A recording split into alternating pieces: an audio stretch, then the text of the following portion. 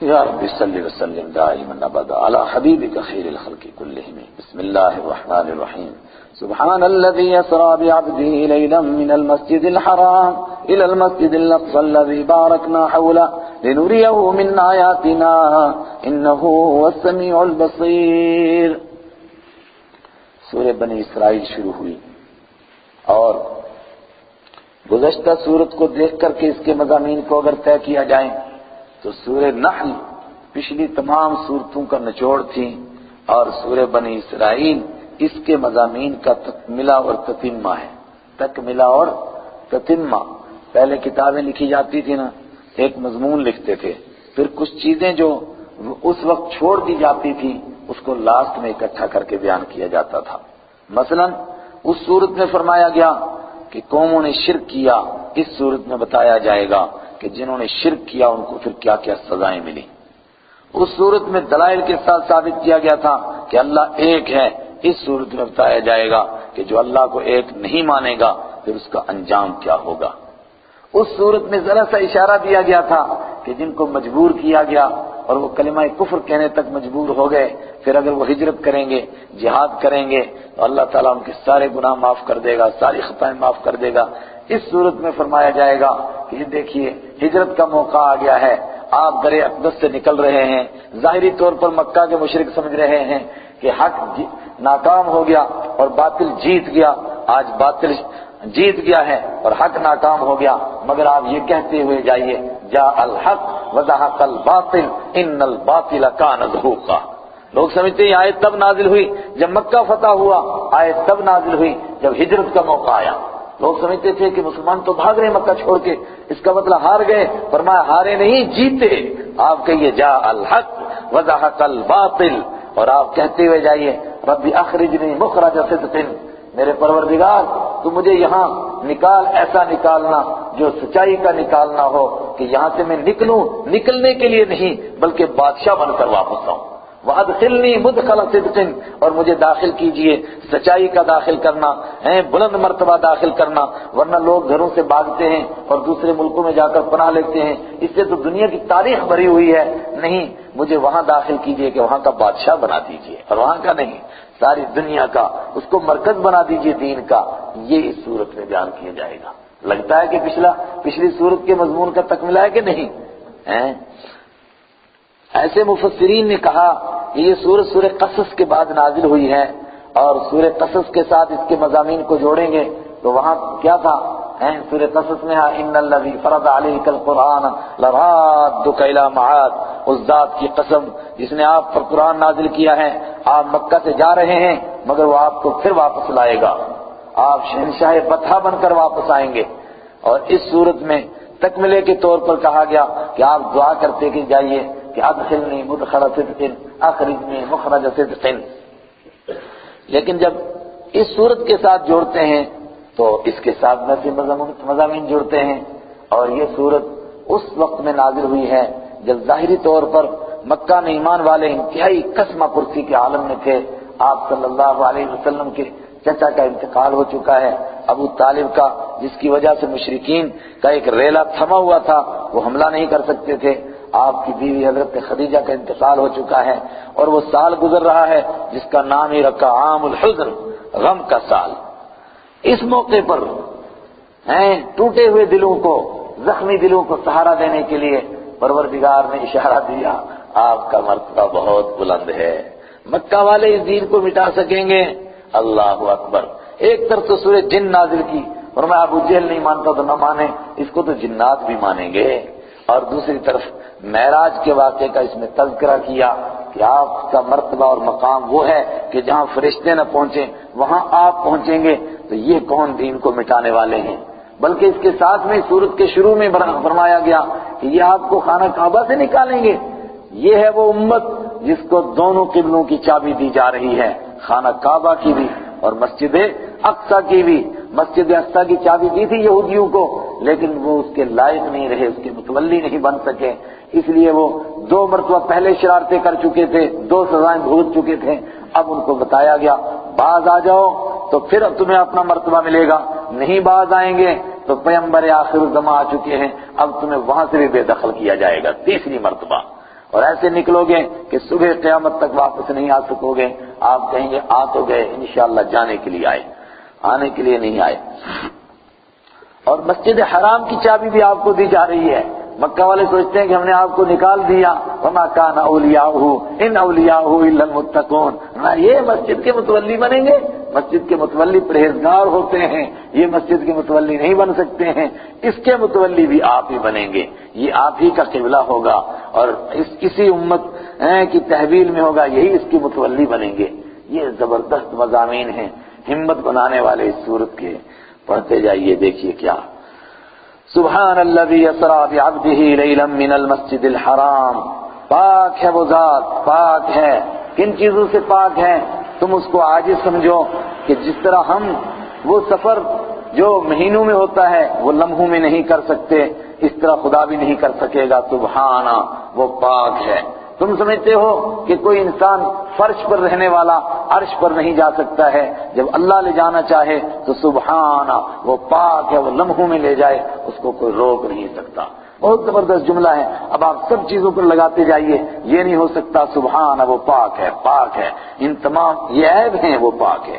الذی اسری بعبدہ، جو لے گیا اپنے بندے کو. آہا، یہ وہ بلند، یہ وہ بہت اونچا مرتبہ ہے جو اللہ اپنے حبیب صلی اللہ علیہ وسلم کو دیتا ہے کہ جب بھی کوئی بڑا مرتبہ بیان کرنا ہو تو کیا کہتا ہے؟ اپنے بندے کو. لا عالم الغیب والشہادہ ولا بنورہ ولا بحاضرہ وناظرہ بل قال بعبدہ. سمجھے نہیں؟ کیا فرماتا ہے ہر جگہ؟ اپنے بندے کو، اپنے بندے کو لے جاتا ہے. مطلب کیا کہنا چاہتا ہے کہ خدا کی مخلوق میں سے کوئی جہاں بھی پہنچے، یہاں تک کہ وہاں پہنچے جس کا انسان کا تصور نہ ہو، اللہ کے محبوب وہاں پہنچے تو تب بھی وہ بندہ ہی رہتا ہے، وہ خدا نہیں بنتا ہے. بعبدہ، اپنے بندے کو لے گیا. لیلا من المسجد الحرام، ایک رات کے کچھ حصے میں مسجد حرام سے مسجد اقصی تک، دور کی مسجد تک. الذی بارکنا حولہ، جس کے ارد گرد ہم نے برکت رکھی ہے. لنریہ من آیاتنا، تاکہ ہم دکھائیں وہ اپنے بندے کو اپنی قدرت کی نشانیوں میں سے کچھ. انہ هو السمیع البصیر، بے شک اللہ ہی سننے والا، اللہ ہی دیکھنے والا ہے. اس نے اپنے بندوں کی بے بسی، بے چارگی کو بھی مکہ میں دیکھا، ان کی آہوں اور سسکیوں کو بھی سنا. اس لیے پروردگار اپنے بندے کو وہاں لے گیا تاکہ ایمان والوں کے دل بن جائیں کہ نہیں، ابھی مرتبہ بہت بلند ہے، وہاں پہنچنا ہے جہاں کا تصور بھی نہیں. معراج کا واقعہ آپ کے ذہن میں ہے، لیکن میں اس کی چند باتیں. امت کا اس پر اتفاق ہے کہ معراج کسی خواب کا نام نہیں ہے. بعض دجال اس دور میں پیدا ہوئے تھے، انہوں نے کہا کہ نہیں جی یہ اصل میں خواب دیکھا تھا. کیسے پاگل ہے، خواب تو کوئی بھی دیکھ سکتا ہے. پھر اللہ کے حبیب صلی اللہ علیہ وسلم کی خصوصیت کیا ہوئی؟ خواب نہیں تھا، بیداری تھی. آپ نے بیداری میں یہ سفر فرمایا، اللہ کے حبیب نے فرمایا. اتنی حدیثیں وہ کہاں جائیں گی؟ بیداری میں یہ سفر فرمایا. ایک روایت کے مطابق آپ ام ہانی کے گھر میں تھے، ایک روایت کے مطابق آپ حرم پاک میں تھے. جبرائیل آئے، آپ کو خانہ کعبہ لے گئے، آپ کا سینہ چاک کیا، آپ کا اندر سے دل مبارک نگال کر کے دھویا جنت سے لائے ہوئے تشت کے ذریعے سے. اس کے بعد فرمایا کہ پروردگار آپ کو بلا رہا ہے، اور آپ کے لیے آپ فرماتے ایک براق حاضر کیا، ایک ایسی سواری جو زمین پر چل کر کے گئی مگر جب منتہے نگاہ تک اس کا قدم پڑتا تھا. اس راستے میں اللہ کے عجائب دیکھے. کہیں موسیٰ علیہ السلام کو قبر میں نماز پڑھتے ہوئے دیکھا، طور سینا سے گزرے، کہیں اور مقامات دیکھے، اللہ کی قدرتیں دیکھتے رہے. رات کے چند لمحوں میں یہ سارا کچھ ہو گیا، اور اللہ کے لیے کوئی مشکل کام نہیں ہے. ہمارے بڑوں میں سے شروع کے بزرگ فرماتے تھے کہ یہ اللہ کی قدرت میں سے ہوتا ہے طی الارض و طی الزمان. ایک تو تھوڑے سے وقت میں لمبا سفر کرا دیتا ہے آپ اللہ تعالیٰ، اور ایک تھوڑے سے وقت میں بڑا کام لے لیتا ہے. اور سید اللہ شاہ بخاری نے بڑے آسان لفظوں میں سمجھایا، فرمایا کہ جس طرح ہمارا کوئی دیکھتے ہم شہر میں کوئی بڑا آدمی شہر میں آتا ہے نا تو پورا شہر کا نظام جام ہو جاتا ہے، ٹریفک جام، سیکورٹی لگی، جو گاڑیاں جائیں ادھر ہی، بھائی سی ایم صاحب نے ادھر سے گزرنا ہے. اور کیا ہے سی ایم؟ فرمایا جب اللہ اپنے محبوب کو بلاتا ہے، اللہ کے حبیب اللہ سے ملنے جاتے ہیں تو کائنات کا نظام وہیں جام ہو گیا. سورج جہاں چل رہا تھا ادھر، چاند جہاں چل رہا تھا وہیں، اور شاہ صاحب کے الفاظ میں تو دریا وگدے تھم گئے ہیں، جو قطرہ ٹپک رہا تھا وہ ادھر ہی رک گیا، بھائی ادھر ہی رک، جب واپس آئیں گے تب ٹپکنا۔ کتنا زمانہ گزرا، نظام ادھر ہی تھما رہا۔ الى المسجد الحرام، مسجد حرام، من المسجد الحرام، مسجد حرام سے مسجد اقصی بیت المقدس لے گیا ہیں۔ حضرت جبرائیل علیہ السلام ساتھ ہیں اور 70,000 فرشتے ساتھ ہیں۔ یہاں سے لے کر کے مسجد اقصی تک کا سفر سواری پر ہوا۔ سواری کو باہر حضرت جبرائیل علیہ السلام نے ایک کھونٹے کے ساتھ باندھا، اندر تشریف لے گئے۔ مسجد کھچا کھچ بھری ہوئی، 1,00,000 سے زیادہ انبیاء کرام۔ آپ کہتے ہیں کہ آدم ہیں آگے بیٹھے ہیں علیہ السلام، نوح علیہ السلام تشریف فرما ہیں، بڑے بڑے انبیاء کرام آج یہ امامت فرمائیں گے رحمت عالم صلی اللہ علیہ وسلم کا۔ ہاتھ پکڑتے ہیں جبرائیل، فرمایا یہ سب تو آپ کے پیچھے نماز پڑھنے کے لیے آئے ہیں، صلی بہم، آپ ان کو نماز پڑھائیے۔ آپ نے نماز پڑھائی، باہر تشریف لائے، اور حضرت جبرائیل علیہ السلام نے فرمایا اب آپ کو آسمانوں پر چلنا ہے۔ اس کے اوپر کا سفر کسی جانور پر نہیں، کسی سواری پر نہیں، فرمایا ایک سیڑھی نمودار ہوئی، اس سیڑھی پر ہم چڑھتے چلے گئے۔ کیسے چڑھتے چلے گئے اللہ ہی جانتا ہے۔ یہ وہ چیزیں جو انسان کی سمجھ میں نہ آنے والی ہیں، البتہ ماننے والی ضرور ہیں کہ اللہ کی قدرت سے باہر، پہلے کہہ دیا سبحان، وہ پاک ہے، پھر پہلے آسمان، دوسرے آسمان، تیسرے آسمان، چوتھے آسمان، یہاں تک کہ 7واں آسمان کا سفر ہو گیا۔ اور اس کے بعد ہمارے ہاں مشہور تو یہی ہے، اور اصل میں سب سے پہلے شیخ سعدی نے کہہ دیا تھا، وہاں سے یہ بات مشہور ہو گئی کہ جبرائیل نے کہا کہ یہاں تک تو میں نے ساتھ دیا، مگر یہاں سے آگے میں نہیں جا سکتا ہوں، اگر ایک بال کے برابر بھی آگے بڑھوں گا تو کیا ہے فروغ تجلی بسوزت پرم، تو پھر اس کی تجلی سے میرے پر جل جائیں گے۔ مگر یہ روایت کوئی زیادہ مضبوط نہیں ہے، یہ جوش دلانے کے لیے تو بڑی ہے قوم کو، مگر امام بخاری کو کیا کریں گے؟ آپ اسی سال پڑھ کے آئے ہیں، کیا فرماتے ہیں کہ ثم عرج بی جبرائیل الی الجبار، پھر جبرائیل مجھے ساتھ لے کر گئے جبار کے پاس، اللہ کے پاس۔ وہ روایت کہاں جائے گی؟ اس لیے حق بات وہی ہے جو امام بخاری نے کہی ہے۔ یہ تو ایسے جوش دلانے والی باتیں ہیں۔ شیخ سعدی علیہ رحمت شاعر تو بہت بڑے تھے، محدث تھوڑے تھے، فقیہ تھوڑے تھے۔ الذی بارکنا حولہ لنریہ من آیاتنا، کہنے کو ہم بھی کہتے ہیں کہ وہاں پہنچے جہاں فرشتے نہیں، مرتبے کے لحاظ سے یقیناً پہنچے، مگر وہ جو واقعہ ہے اس کے لحاظ سے ہم نہیں کہہ سکتے ہیں۔ جس مسجد کے ارد گرد ہم نے برکت رکھی، برکت کس لحاظ سے؟ وہاں کی جگہ بابرکت ہے، اور شروع کے مفسرین نے بیان فرمایا کہ جہاں برکت کے لحاظ سے وہاں آب و ہوا اچھی، وہاں باغ، یہ وہ سب کچھ، وہاں انبیاء کرام رہے ہیں، یکے بعد دیگرے انبیاء کرام۔ بعض لوگوں نے تو کہا 4,000 انبیاء کرام کا مدفن ہے، مگر مزارات نہیں ہیں، درگاہیں نہیں ہیں، آپ کوئی چادر لے کر نہ دوڑ پڑیں کہ جناب 4,000 تو ابھی چلتے ہیں پھر۔ انہ هو السمیع البصیر، جی ہاں، انہ هو السمیع البصیر، بے شک وہ سننے والا ہے، دیکھنے والا ہے۔ اوہو، یہ معراج کا ہونا، سفر آپ کو یاد ہے کہ مسجد حرام سے مسجد اقصی تک کے سفر کو کیا بولتے ہیں؟ اسرا، اور وہاں سے آگے کے سفر کو کیا کہتے ہیں؟ معراج۔ اور بعض لوگوں نے اس کے آگے ایک سفر اور بیان کیا جو 7ویں آسمان سے آگے کا سفر ہوا، تو اس کو وہ کہتے ہیں اعراج، لیکن اکثر لوگوں نے معراج ہی فرمایا ہے۔ مسجد یہ اتنا بڑا کام کیسے ہوا؟ فرمایا یہ کوئی حیرت کی بات نہیں، وَآتَيْنَا مُوسَى الْكِتَابَ، ہم نے موسیٰ علیہ السلام کو جو کتاب عطا فرمائی تھی، آپ کو کتاب مل جائے اور معراج ہو جائے، یہ کوئی حیرت کی بات نہیں۔ وَجَعَلْنَاهُ هُدًى، اور ہم نے بنایا تھا اس کتاب کو ہدایت کا ذریعہ، لِبَنِي إِسْرَائِيلَ، بنی اسرائیل کے لیے، اور اس میں حکم تھا لَا تَتَّخِذُوا مِن دُونِي وَكِيلًا، اور یہ حکم تھا کہ نہ بنانا میرے سوا کسی کو حاجت روا، مشکل کشا، وکیلاً کارساز، کام بنانے والا، جس کے سپرد کام کر دیے جائیں وہ میرے سوا کسی اور کو نہ بنانا۔ اور اس میں یہ سخت حکم تھا بڑے پیار کے ساتھ، ذریۃ من حملنا مع نوح، اور ان لوگوں کے بچوں، ان لوگوں کی اولاد جن کو ہم نے نوح علیہ السلام کے ساتھ سوار کرایا تھا۔ یہ وہ آیت ہے جس سے لوگ کہتے ہیں کہ ذریت خالی نوح علیہ السلام کی نہیں چلی بلکہ دوسرے لوگوں کی بھی چلی۔ من حملنا مع نوح، اے ان لوگوں کی اولاد جن کو ہم نے نوح علیہ السلام کے ساتھ سوار کرایا تھا، انہ کان عبدا شکورا، وہ بہت شکر گزار بندے تھے نوح علیہ السلام۔ جب تم ان کے بیٹے ہو تو اپنے باپ کی طرح شکر گزار بن کر دکھاؤ۔ لیکن نہیں بنے۔ بنی اسرائیل کو پرانے انبیاء کے ذریعے سے اور آسمانی صحف کے ذریعے سے بتایا گیا تھا کہ تم نافرمانیاں کرو گے، اور پیشن گوئی کی فرمائی تھی کہ 2 موقع ایسے آئیں گے کہ تم بڑی ہی سرکشی کرو گے۔ آپ کہیں کہ جب پہلے ہی بتا دیا گیا تھا پھر سرکشی کی تو کیا کم انہوں نے کیا غلطی کی؟ یہ تو ایسے ہی جیسے آقا مدنی صلی اللہ علیہ وسلم نے فرمایا قیامت کب آئے گی؟ فرمایا جب برائیاں عام ہو جائیں گی، اولاد کی نافرمانی ہوگی، یہاں تک کہ بیٹی یہ سمجھے گی کہ میں ماں ہوں اور میری ماں میری بیٹی ہے۔ تَلِدَ رَبَّتَهَا، اس کو ایسا لگے گا کہ یہ میری ماں آرڈر کرے گی، ماں روٹی لے گیا، برتن دھو، کچن صاف کر۔ آج وہ دور پہنچا۔ فرمایا تب قیامت آئے گی، تو اس کا مطلب یہ تھوڑا ہے کہ ایسا بنوں، اس کا مطلب یہ ہے کہ پہلے آگاہ کیا گیا کہ ان کاموں سے بچنا۔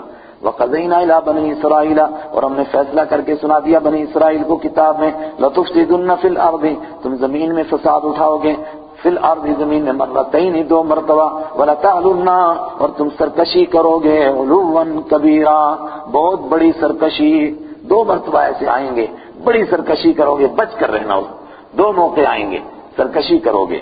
پھر کی بنی اسرائیل نے سرکشی، اور قرآن پاک نے دونوں موقعوں کو آگے بیان کیا۔ مفسرین تلاش میں لگ گئے کہ یہ 2 موقع کون ہیں۔ بعد والے کہتے ہیں کہ پہلا موقع وہ ہے کہ جب بنی اسرائیل بڑے نافرمان ہوئے تو پھر اللہ نے عراق کے بادشاہ بخت نصر کو ان پر مسلط کیا، اور دوسری مرتبہ جب نافرمان ہوئے تو اس وقت میں اللہ نے روم کے بادشاہ تیتوس کو ان کے اوپر مسلط کیا۔ لیکن یہ نئے پرانے حضرات، حضرت عبداللہ ابن عباس، جبیر ابن سعید ہیں، وہ حضرات فرماتے ہیں کہ نہیں، پہلی مرتبہ جب نافرمان ہوئے تو اللہ نے طالوت کو مسلط کیا، اور دوسری مرتبہ نافرمان ہوئے تو بخت نصر کو مسلط کیا۔ یعنی تاریخ میں یہ کون سے واقعات تھے؟ اور بعض حضرات تو کہتے ہیں کہ نہیں، دوسری مرتبہ جب سرکش ہوئے تو اللہ نے ایمان والوں کو ان پر مسلط کیا۔ اور آپ کہیں کہ یہ پہلی مرتبہ تھی، ابھی دوسری مرتبہ اور ایک باقی ہے، تو میں کہوں کہ اس میں بھی کوئی بہت نہیں ہے، جمع ہو رہے ہیں سارے، اب اللہ کب مسلط کرے گا ان پر اللہ ہی جانتا ہے۔ فَإِذَا جَاءَ وَعْدُ أُولَاهُمَا، لیکن قرآن کے الفاظ بتاتے ہیں کہ یہ معاملہ ہو چکا ہے۔ قرآن کے الفاظ کیا بتاتے ہیں کہ یہ معاملہ ہو چکا ہے۔ فَإِذَا جَاءَ وَعْدُ أُولَاهُمَا، پس جب آ گیا اللہ کے ان 2 وعدوں میں سے پہلا وعدہ، بَعَثْنَا عَلَيْكُمْ، تو ہم نے بھیجا ان کے اوپر عباد لنا، اپنے بندوں کو۔ اپنے بندوں کو، اگر بخت نصر مراد ہے، اگر طالوت مراد ہے، کوئی بھی ہے، تو تھے تو وہ اللہ کے نافرمان، ان کو اللہ نے اپنے بندے کیوں کہا؟ اس لحاظ سے کہا کہ ایسے زبردست لوگ تھے کہ ہم نے ان کو طاقت دی ہوئی تھی کہ تم بھی نافرمان، یہ بھی نافرمان، لیکن نولی بعضهم علی بعض کو بعض پر مسلط کرتا ہوں کہ تم ان کا سر کچھ لو۔ اس لیے عباد اللہ نا، ہم نے طاقت دی ہوئی تھی ان کو۔ اولی باس شدید، بڑی سخت جنگ کرنے والے تھے۔ فجاسو، تو وہ گھس گئے خلال الدیار، شہروں کے بیچوں بیچ۔ وکان وعدا مفعولا، اور یہ وعدہ تو پورا ہونے ہی والا تھا، ہوا پورا۔ طالوت ان پر مسلط ہوا، تابوت سکینہ کو ان سے چھین کر لے گیا، بچوں کو ذبح کیا، عورتیں بیوہ ہو گئیں، شہر کے شہر فنا ہو گئے، بیت القدس کو آگ لگا دی گئی، مسجد اقصی کو سب جل گیا۔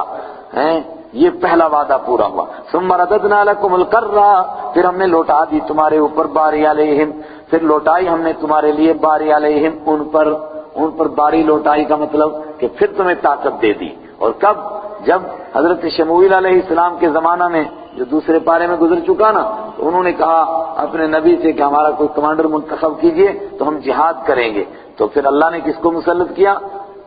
کس کو مقرر کیا؟ حضرت طالوت کو۔ تو طالوت نے پھر اپنے ساتھ رکھا حضرت داؤد علیہ السلام کو، تو داؤد علیہ السلام کے ذریعے سے ان کا بیڑا غرق ہوا، پھر اللہ نے ان کو موقع دیا۔ ثم رددنا لكم الكرة، پھر ہم نے لوٹا دی تمہارے لیے باری علیہم، ان پر۔ وامددناکم، اور ہم نے تمہاری مدد کی بھی اموال، مال کے ذریعے سے، وبنین، اور بیٹوں کے ذریعے سے۔ وجعلناکم، اور ہم نے بنایا تم کو اکثر نفیرا، زیادہ بنایا نفری کے اعتبار سے، نفری تعداد کے اعتبار سے، افراد زیادہ ہو گئے تمہارے، خوب تعداد ہو گئی، ہم 2 اور ہمارے 2 نہیں بلکہ بہت ہوئے۔ اور پھر اللہ کی طرف سے اعلان ہوا، ان احسنتم احسنتم لانفسکم، اگر تم نیکی کرو گے تو اپنے لیے نیکی کرو گے، وَإِنْ أَسَأْتُمْ، اور اگر تم نافرمانی کرو گے، فَلَهَا، تو اپنے ہی خلاف نافرمانی کرو گے۔ فَإِذَا جَاءَ وَعْدُ الْآخِرَةِ، تو جب آ گیا دوسرا وعدہ، دوسرا وعدہ. کون سا وعدہ کہتے ہیں اب؟ دوسرا کون سا ہو گیا؟ وفد نصر والا وعدہ. عراق کا بادشاہ تھا، مسلط ہوا ان کے اوپر، ہیاکل سلیمانی کو آگ لگا دی، تورات کے تمام نسخے جلا دیے، بنی اسرائیل کی لاکھوں کی تعداد بھیڑ اور بکریوں کی طرح گرفتار کر کے رسیوں میں باندھ کر کے لے آیا اور جنگلوں میں پھیلا دیا، عراق میں لا کر کے بند کر دیا. ایک زمانہ اسی طرح گزرا. فَإِذَا جَاءَ وَعْدُ الْآخِرَةِ، جب دوسرا وعدہ آیا، لِيَسُوءُوا وُجُوهَكُمْ، تاکہ وہ بگاڑ دیں تمہارے چہروں کو، وَلْيَدْخُلُوا الْمَسْجِدَ، تاکہ وہ داخل ہو جائیں مسجد میں، كَمَا دَخَلُوهُ، جیسا کہ وہ داخل ہوئے تھے اول مرہ، پہلی مرتبہ، وَلْيُتَبِّرُوا، اور تاکہ تہس نہس کر دیں، ما، ہر اس چیز کا، عَلَوْا، جس پر وہ چڑھ جائیں، جس پر ان کا قبضہ ہو جائے، تتبیرا، پورے طور پر. دوسری مرتبہ یہ ہوا. اور پھر اللہ نے فرمایا، پھر ان کے لیے مہلت دے دی، پھر بخت نصر کی قید سے چھوٹے، پھر حضرت عزیر علیہ السلام نے دوبارہ ان کو تورات لکھوا دی، لیکن پھر نافرمان ہوئے. عسیٰ ربکم ان یرحمکم، قریب ہے کہ تمہارا رب تم پر رحم فرمائے. وَإِنْ عُدْتُمْ عُدْنَا، اور اگر تم لوٹو گے تو ہم بھی لوٹیں گے. وَإِنْ عُدْتُمْ، اگر تم لوٹو گے، عُدْنَا، ہم بھی لوٹیں گے. مطلب اگر پھر شرارتیں کرو گے تو ہم پھر ویسی سزا دیں گے. وَجَعَلْنَا جَهَنَّمَ لِلْكَافِرِينَ حَصِيرًا، اور ہم نے بنا رکھا ہے جہنم کو کافروں کے لیے حصیراً، گھیرنے والا. علماء کرام توجہ فرمائیں، ان آیات کے اندر کسی موقع پر آپ کو ایسا نظر آیا کہ اس میں یہ پیشن گوئی کی جا رہی ہے کہ مسلمانوں کو چاہیے کہ تمام فلسطین کو بنی اسرائیل کے حوالے کر دیں؟ کہیں نظر آ رہا ہے ایسا کچھ؟ کوئی اس کا تذکرہ ہے؟ جی ہاں، 2009 میں لکھا مسٹر خان صاحب نے رسالہ میں کہ قضیہ فلسطین کا ایک ہی حل ہے کہ تمام ارض قدس، ارض فلسطین بنی اسرائیل کے حوالے کر دی جائے، بس مسئلہ حل ہو جائے گا. اور پوچھا کہاں سے ثابت ہوا؟ انہی آیتوں سے. اب کیسے ثابت کیا اس نے؟ وہ رسالہ پڑھ کر آپ دیکھیں. لیکن کسی نے اس کو یہ نہیں پوچھا کہ جناب آپ کو کیا چٹی پڑی اسرائیلیوں کی ترجمانی کرنے کی، آپ کو کس پاگل کتے نے کاٹا؟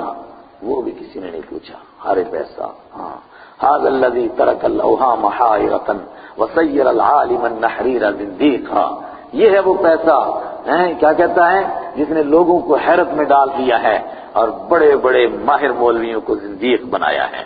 هذا الذي ترك اللوحا محائرة وسير العالم النحرير زنديقا، مگر کسی نے نہیں پوچھا اس سے. ان هذا القرآن يهدي للتي هي اقوم، اور اس سے پہلے جب شیطان رشدی نے رحمت عالم صلی اللہ علیہ وسلم کی مذاق اڑائی، اس نے اس کی حمایت میں کتاب لکھی. کسی نے یہ نہیں اس سے پوچھا کہ تجھے کیا چٹی پڑی شیطان رشدی کی حمایت کرنے کے لیے. صرف ہمارے پڑوس کے ملک میں خالد متین نے اس کے رد میں کتاب لکھی اور اس نے بڑے بڑے علماء کے مقالے جمع کیے اور ماشاءاللہ وہ چھپ گئی، اب شاید یہاں سے بھی چھپ گئی ہے. ان هذا القرآن يهدي للتي هي اقوم، بے شک یہ قرآن رہنمائی کرتا ہے اس راستے کی، ہی اقوم، جو بالکل سیدھا راستہ ہے. بالکل سیدھا راستہ. یہودیوں کو کہا جا رہا ہے کہ تم بڑے ٹیڑے ہوئے، اپنی کتابوں میں تحریف کر دی، اب اگر سیدھے راستے پر آنا چاہتے ہو تو یہ قرآن ہے، اس راستے کی رہنمائی کرتا ہے جو بالکل سیدھا ہے. وَيُبَشِّرُ الَّذِينَ وَيُبَشِّرُ الْمُؤْمِنِينَ، اور یہ خوشخبری دیتا ہے ماننے والوں کو، الَّذِينَ يَعْمَلُونَ الصَّالِحَاتِ، جو نیک عمل کرتے ہیں، أَنَّ لَهُمْ أَجْرًا كَبِيرًا، کہ ان کے لیے بہت بڑا اجر ہے. وَأَنَّ الَّذِينَ لَا يُؤْمِنُونَ بِالْآخِرَةِ، اور وہ لوگ جو آخرت کو نہیں مانتے، أَعْتَدْنَا لَهُمْ عَذَابًا أَلِيمًا، ان کے لیے ہم نے دردناک عذاب تیار کر رکھا ہے.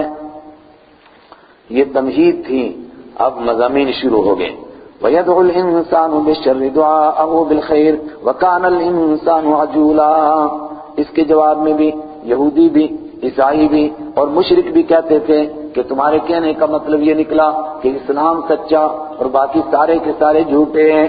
حالانکہ اسلام تو تصدیق کرتا ہے. جھوٹے ہونے کا مطلب یہ کہ تھے نہیں جھوٹے مگر تم نے اپنے دھرم کو جھوٹا کر دیا ہے. اور وہ کہتے پھر ہمارے اوپر عذاب کیوں نہیں آتا جب ہم دین کو نہیں مانتے؟ فرمایا کیا حال ہے انسان کا. وَيَدْعُ الْإِنسَانُ بِالشَّرِّ، اور انسان مانگتا ہے بری حالت کو، عذاب کو مانگتا ہے، دعاءہ، جیسا کہ اس کو مانگنی چاہیے تھی، بالخیر، خیر، اچھی حالت جیسے مانگنی چاہیے تھی ایسے بری حالت مانگتا ہے. کہتا ہے عذاب آئے میرے اوپر. کیوں؟ وَكَانَ الْإِنسَانُ عَجُولًا، اور انسان ہے ہی بڑا جلد باز. اور اصل تو اس کا یہی مطلب ہے کہ جب معلوم ہوا کہ سچا دین یہی، تو سب کے سب کہتے ہیں کہ اگر یہ سچا ہے تو خدایا ہمارے اوپر عذاب نازل کر۔ اللہ فرماتا ہے کتنے ہیں، کیسے لوگ ہیں، اللہ ان پر اپنا کرم کرنا چاہتا ہے مگر یہ کہتے ہیں ہمارے اوپر عذاب نازل کر۔ کان الانسان عجولا، انسان ہے ہی بڑا جلد باز۔ لیکن علماء نے فرمایا کہ جو اٹھتے بیٹھتے آدمی اپنے آپ کو بددعائیں دیتا رہتا ہے نا، وہ بھی اسی میں شامل ہے، اور اپنی اولاد کو بددعائیں دیتا رہتا ہے وہ بھی اسی میں شامل ہے۔ اکثر بددعائیں دیتی ہیں، ماں بھی مرو تمہیں کوڑ کا مرض ہو جائے۔ اب ہو جائے کوڑ کا مرض، کوئی مانگ رہی تھی تو ہو گیا نا کوڑ کا مرض، تجھے کیا پریشانی ہو رہی ہے؟ ہمارے ہاں تو کہتے ہیں اس پر بجلی گرے مگر ایسی گرے کہ اس کی آواز بھی نہ ہو، ہم کڑکی پڑے اس پہ۔ کیا جی، بجلی گرے مگر بغیر آواز کی گرے اس کے اوپر، اور اگر گر جائے تو پھر روتے ہیں۔ وہ کیوں روتے ہو؟ وقار رحمت عالم صلی اللہ علیہ وسلم نے منع فرمایا، اور فرمایا کہ جب پڑھتی ہیں تو پھر روتے ہیں۔ وَجَعَلْنَا اللَّيْلَ وَالنَّهَارَ آيَتَيْنِ فَمَحَوْنَا آيَةَ اللَّيْلِ وَجَعَلْنَا آيَةَ النَّهَارِ مُبْصِرًا۔ وَجَعَلْنَا اللَّيْلَ، اللہ نے بنایا رات کو، وَالنَّهَارَ، اور دن کو۔ آج تک اندھیری تھی، یہودیت کی اندھیری، عیسائیت کی اندھیری اور شرک کی اندھیری تھی۔ وَالنَّهَارَ، اب دن آیا، ایمان آ گیا، روشنی آ گئی۔ آیتین، دو نشانیاں بنائی اللہ نے رات اور دن اس کی قدرت کو پہچاننے کے لیے۔ فمحونا آیت اللیل، تو ہم نے مٹا دیا رات کی نشانی کو، یعنی دھیما بنایا، مدھم کر دیا اس کی روشنی کو۔ وجعلنا آیت النہاری، اور ہم نے بنایا دن کی نشانی کو مبصرۃ، دیکھنے والی۔ کس لیے؟ لتبتغوا فضلا من ربکم، تاکہ تم اپنے رب کا فضل تلاش کرو، اور اس رات اور دن کے آنے جانے سے۔ ولتعلموا عدد السنین، تم سالوں کی گنتی کو معلوم کر سکو، والحساب، اور دوسرے حساب لگا سکو۔ وَكُلُّ شَيْءٍ فَصَّلْنَاهُ تَفْصِيلًا، اور ہر ایک چیز ہم نے کھول کھول کر کے بیان کر دی ہے۔ جس مالک الملک کا یہ نظام ہے، رات اور دن کے اوپر جس کا کنٹرول ہے، اس کا کنٹرول۔ كُلَّ إِنسَانٍ أَلْزَمْنَاهُ طَائِرَهُ فِي عُنُقِهِ۔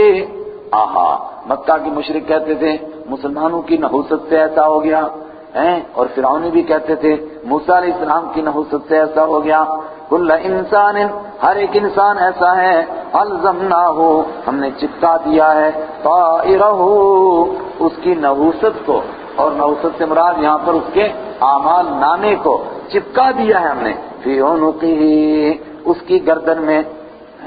کہتے ہیں کہ یا تو اس کا یہ مطلب ہے کہ واقعتاً جو آدمی کر رہا ہے اس کا ایک ریکارڈ بن رہا ہے اور آدمی کے گلے میں لٹک رہا ہے، اور یا اس محاورے کے مطابق ہے جس کو ہم کہتے ہیں تو جو کرے گا تیری گردن پر تیرے گلے کا ہار بن رہا ہے۔ وَنُخْرِجُ لَهُ يَوْمَ الْقِيَامَةِ، یہ ہار بنتا جائے گا کب تک؟ وَنُخْرِجُ لَهُ يَوْمَ الْقِيَامَةِ، اور ہم نکالیں گے اس کو قیامت کے دن کتاباً، ایک بڑی کتاب کی شکل میں، یلقاہ، جس کو انسان پائے گا منشوراً، کھلا ہوا، آئے ہائے، کھلی ہوئی کتاب۔ اور پھر انسان سے کہا جائے گا اقرا کتابک، پڑھ اپنی کتاب، چاہے پڑھا لکھا ہے یا پڑھا لکھا نہیں ہے، سب پڑھیں گے۔ کفا بنفسک اليوم، کافی ہے تو آج، علیک، اپنے خلاف، حسیباً، حساب لینے کے اعتبار سے، خود اپنا حساب لے اور پھر فیصلہ کر جنت یا جہنم کا۔ اور اس کے ساتھ جوڑے نا سورہ کہف کی آیت کو، چونکہ ہر سورت جس مضمون کو یہاں چھوڑتی ہے دوسری سورت وہیں سے مضمون کو اٹھاتی ہے۔ تو دوسری صورت میں کیا ہے؟ انسان اٹھائے گا کتاب تو کیا کہے گا؟ ما لہذا الکتاب لا یغادر صغیرۃ ولا کبیرۃ الا احصاها، ہائے کیسی کتاب ہے، نہ کوئی چھوٹا کام چھوڑا نہ کوئی بڑا کام چھوڑا، دن کے اجالوں کے کام، رات کی اندھیری کے کام، سب اس میں درج۔ من اہتدی فانما یہتدی لنفسہ، اب پتہ چلا جس نے ہدایت کو اختیار کیا اس نے وہ ہدایت کو اختیار کرتا ہے لنفسہ، اپنے فائدے کے لیے۔ ومن ضل، اور جو کوئی گمراہ ہوا اب پتہ چلا فانما یضل علیہا، وہ گمراہ ہوتا ہے اپنے ہی خلاف۔ جب کتاب کھلی دیکھا خود اپنا بیڑا غرق کیا ہے۔ ولا تزر وازرۃ وزر اخرى، اس لیے کہ کوئی کسی کا بوجھ نہیں اٹھائے گا، ولا تزر، اور نہیں اٹھائے گی، وازرۃ، بوجھ اٹھانے والی جان، وزر اخرى، کسی دوسرے کا بوجھ، وما كنا معذبین، اور ہم نہیں ہیں عذاب دینے والے، حتی نبعث رسولا، یہاں تک کہ ہم رسول نہ بھیج دیں۔ مکہ والوں کو سنایا جا رہا ہے وہ کہہ سکتے تھے کہ جب سے حضرت اسماعیل علیہ السلام گئے تب سے لے کر ہمارے اوپر ویسے عذاب نہیں آئے جیسا کہ یہودیوں پر آئے، جیسا کہ بنی اسرائیل پر آئے، کچھ خنزیر بنے، کچھ بندر بنے اور بڑی بڑی سزائیں ہوئیں۔ جواب، جیسا قوم عاد پر آیا، جیسا قوم سمود پر آیا، وہ کہہ سکتے تھے بھئی ہم تو نبیوں ولیوں کی اولاد ہیں، ہم پر آج تک کبھی کوئی عذاب نہیں آیا۔ جواب، عذاب کیوں نہیں آیا؟ اس لیے کہ اللہ تعالیٰ کسی بستی پر عذاب نہیں لاتا یہاں تک کہ اس میں رسول نہ پہلے بھیج دے، اور یہاں رسول آ چکے، اس کا مطلب اب نافرمانی کرو گے تو عذاب بھی آئے گا۔ جوڑیے پیچھے کے ساتھ اس مضمون کو، حَتَّى نَبَعَثَ رَسُولًا وَإِذَا أَرَدْنَا أَن نُهْلِكَ قَرْيَةً أَمَرْنَا مُتْرَفِيهَا، اور جب ہم ارادہ کرتے ہیں کسی بستی کو ہلاک کرنے کا، اذا اردنا، جب ہم ارادہ کرتے ہیں ان نهلك قرية، کہ ہم کسی بستی کو ہلاک کریں، پھر کیا ہوتا ہے؟ اس میں انبیاء کو مبعوث کرتے ہیں اور پھر کتابیں نازل ہوتی ہیں۔ اس کے بعد کا مضمون پھر کیا ہوتا ہے؟ امرنا مترفیہا، ہم حکم دیتے ہیں وہاں کے وڈیروں کو، مترفین کھاتے پیتے لوگوں کو، اور کئی سیٹھوں کو، وہاں کے مالداروں کو حکم دیتے ہیں کہ میرا حکم مانو، پہلے متوجہ اسی کی طرف ہوتا ہے حکم، اور پھر وہ ان کو غصہ آتا ہے، مال دولت دنیا ہمارے پاس، یہ کون آیا ہمیں تبلیغ کرنے کے لیے؟ فَفَسَقُوا فِيهَا، پھر وہ اس بستی میں نافرمانیاں کرتے ہیں، فَحَقَّ عَلَيْهَا الْقَوْلُ، تو پکی ہو جاتی ہے بات ان کے اوپر، کون سی بات؟ فَدَمَّرْنَاهَا تَدْمِيرًا، تو ہم تہس نہس کر دیتے ہیں بستی کو پورے طور پر، دمر یدمر، تہس نہس کرنا، ہلاک کر دیتے ہیں۔ کبھی ہوا ایسا؟ فرمایا تاریخ اٹھا کر دیکھو نا، کم مہلکنا من القرون من بعد نوح، کتنے زمانے کے لوگوں کو ہلاک کیا ہم نے حضرت نوح علیہ السلام کے بعد، دیکھو تاریخ اٹھا کے کتنے لوگ۔ وَكَفَى بِرَبِّكَ بِذُنُوبِ عِبَادِهِ خَبِيرًا بَصِيرًا، کوئی کہے ایسا تو نہ ہو کہ کرے کوئی اور بھرے کوئی، گناہ کوئی کرے سزا کسی کو مل جائے۔ جواب، کفا بربک، تیرا رب کافی ہے، بذنوب عبادہ، اپنے بندوں کے گناہوں کی، خبیرن، خبر رکھنے کے لیے، بصیرن، دیکھنے کے لیے، اس سے کوئی بندہ چھپا ہوا ایسا نہیں ہو سکتا ہے کہ گناہ کوئی کرے اور سزا کسی اور کو مل جائے۔ تو پھر یہ جو مالدار لوگ ہیں جن کو حکم دیا مانو اور انہوں نے مانا نہیں، ان مالداروں کو مالداری ملی کیوں؟ ان کو پیسہ ملتا کیوں ہے؟ ان کو دولت ملتی کیوں ہے؟ ایک جواب تو وہاں دیا جا چکا سورۃ توبہ میں، کس لیے ملتا ہے؟ لِيُعَذِّبَهُمْ فِي الْحَيَاةِ الدُّنْيَا، دنیا کی زندگی میں ان کو سزا دینے کے لیے، یہ سزائیں ہیں ان کے لیے، مال اور اولاد۔ ایک جواب یہاں فرمایا ضابطہ عام ہے ہمارا، من کان یرید العاجلہ، جو چاہتا ہے جلدی ملنے والی کو، جو چاہتا ہے جلدی ملنے والی کون ہے؟ دنیا۔ تحبون العاجلہ، تم چاہتے ہو جلدی والی کو، وتذرون الآخرہ، اور تم چھوڑتے ہو دیر میں ملنے والی کو۔ العاجلہ الدنیا، جو چاہتا ہے دنیا کو جلدی ملنے والی کو، کہ یہاں مزے دے دے، بابر عیش دنیا کوش، کہ عالم دیگر نیز، جتنے مزے مارنے مارو یار، واپس ادھر تو آنا نہیں ہے دنیا میں، جتنے مزے مارنے مار لو۔ من کان یرید العاجلہ، جو جلدی لینا چاہتا ہے، عجلنا لہ، تو ہم اس کے لیے جلدی دے دیتے ہیں، فیہا، اس دنیا میں۔ اور میں نے 12ویں پارے کے دوسرے رکوع میں کہا تھا کہ اس مضمون کو اس آیت کے ساتھ ملا کر پڑھنا، یہ آگے وہ آیت ہے، وہاں تھا نا کہ جو دنیا چاہتا ہے ہم اس کو دنیا دے دیتے ہیں، تو کوئی کہے کہ اس کا مطلب پوری جتنی چاہے، نہ، جو دنیا چاہتا ہے ہم اس کے لیے جلدی دے دیتے ہیں، فیہا، اس دنیا میں، ما نشاء، جتنا ہم چاہتے ہیں، لمن نرید، جس کے لیے ہم چاہتے ہیں۔ کوئی کہے یہ باغڑی بھی تو دنیا چاہتے ہیں، مگر ان کو کیوں نہیں ملی بیچاروں کو، دن میں مزدوری کرتے ہیں، اتنی ملتی ہے جتنے شام کو شراب پی لیتے ہیں۔ بش کو کیوں ملی، ٹونی بلیر کو کیوں ملی؟ جواب، عجلنا لہ فیہا، ہم جلدی دیتے ہیں دنیا میں، ما نشاء، جتنا چاہتے ہیں، لمن نرید، جس کو چاہتے ہیں۔ اب کوئی کہے کہ کیوں؟ فرمایا یہ میری مرضی ہے، کوئی مجھ سے پوچھ نہیں سکتا، اسی سے دنیا کا نظام قائم ہوتا ہے۔ اور اگر وہ سمجھنا ہو تو پھر سورہ شورى کی آیت کو اس کے ساتھ جوڑ کر کے پڑھیے گا کہ کیوں ایسا کرتے ہیں۔ فرمایا اگر ہم چاہتے ہیں تو نافرمانوں کو سونے کے گھر دیتے اور سونے کے دروازے دیتے اور چاندی کی سیڑھیاں دیتے اور سونے کے چھت دیتے، لیکن ہم نے ایسا نہیں کیا۔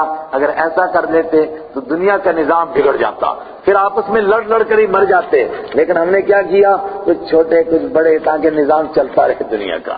ہاں سبحان اللہ. اس کو پھر وہاں جوڑیے گا، تینوں آیتیں ہیں، سورہ ہود کی اور یہ بنی اسرائیل کی، اور پھر سورہ شورا کی آیت جوڑیے. ثم جعلنا له جہنم، پھر ہم بناتے ہیں اس کے لیے جہنم، یصلاها، جس میں وہ داخل ہوگا، مذموما، مذمت کیا ہوا ہے، اسی کی برائی کی جائے گی. اور ذلیل، تو جہنم کے لیے کام کرتا تھا. مدحورا، دھکے دیا ہوا اور دھتکارا ہوا. یعنی جب جہنم میں گرے گا تو لوگ یہ نہیں کہیں گے کہ بڑی زیادتی ہوئی، اللہ نے اس کو جہنم میں ڈال دیا. لوگ کہیں گے وہ خبیث، اسی کے لیے تو پیدا ہوا تھا، تجھے تو اللہ تعالیٰ نے جنت کے لیے پیدا کیا تھا، پھر کیوں یہ برے کام کیے ہیں؟ ڈوگری بولنے والے کیا کہتے ہیں، ہاں بھائی چاچا، ہاں بھتیجا، ہے برے کما کا برا نتیجہ. جو جیسے کرو گے کرتوت ہی ویسے کیے، کیوں آئے یہاں. مذموما، ذلت کیا ہوا، مذمت کیا ہوا، مدحورا، دھتکارا ہوا. ومن اراد الاخرہ، اور جو کوئی آخرت کو چاہتا ہے، آخرت کو چاہا تو آخرت مل گئی، اللہ سب کو نصیب کرے. لیکن شرط ہے وسعا، اور وہ کوشش بھی کرے آخرت کے لیے، سعیہا، جیسے کوشش کرنی چاہیے. ایسے بیٹھا بیٹھا کر رہا ہے بس، اے اللہ، جہنم میں جانے کو تو کافر ہی بتیرے، تو ہمارا ہم تیرے، ہم تو جنت میں جائیں گے. یو پی والے کہتے رہتے ہیں، اے اللہ تو ہمارا ہم تیرے، جہنم میں جانے کو تو کافر ہی سسرے بتیرے، وہ چلے جائیں گے. وسعی لہا، وہ آخرت کے لیے تیاری بھی کرے، سعیہا، جیسی تیاری کرنے کا حق ہے. وہو مؤمن، اور وہ پکا ایمان والا بھی ہو. فاولئک کان سعیہم مشکورا، یہ ہیں وہ لوگ جن کی سعی مشکور ہے، جن کی سعی کی قدر کی جائے گی، جن کی کوشش کی قدر کی جائے گی. مشکور، قدر کی ہوئی. کلن نمد، سبحان اللہ، دروازے کھلے ہیں، چاہے یہاں لے لو چاہے وہاں لے لو. کلن، ہر کسی کو نمدو، ہم دیتے ہیں، ہاؤلائی و ہاؤلائی، ان کو بھی اور ان کو بھی. یہ کون ہو گئے؟ دنیا چاہنے والے. اور وہ کون ہو گئے؟ آخرت چاہنے والے. کلن نمدو، ہر کسی کو ہم دیتے ہیں، ان کو بھی اور ان کو بھی، من عطاء ربک، تیرے رب کی عطا میں سے، بخشش میں سے، تیرے رب کی عطیے میں سے. وما کان عطاء ربک محظورا، اور تیرے رب کی بخشش کسی سے روکی ہوئی نہیں ہے. جو چاہے دنیا لے، جو چاہے آخرت لے، دونوں کھلے ہیں. کون چاہیے خود مانگ لو. انظر کیف فضلنا بعضهم علی بعض، دیکھتیے تو صحیح کس طرح ہم نے بعض کو بعض پر فضیلت دی. کسی کو دنیا دی اور کسی کو دنیا میں سوکھی روٹی پر خوش کر لیا، مگر اس کو جنت عطا فرمائی. اپنے پیاروں کو سوکھی روٹی پر، گھاس پتے پر ہی خوش کر لیا ہے، اور نہ ماننے والوں کو مرغ مسلم دیے. وَلَلْآخِرَةُ أَكْبَرُ دَرَجَاتٍ وَأَكْبَرُ تَفْضِيلًا، اور ضرور آخرت بڑی ہے درجوں کے اعتبار سے اور بڑی ہے فضیلت کے اعتبار سے. اگر کسی کو بڑا درجہ پانا ہے، اگر کسی کو فضیلت پانی ہے تو وہ کیا چاہے؟ آخرت چاہے. لوگ ادھر دوڑ رہے ہیں، یہاں کس کو ملی دنیا.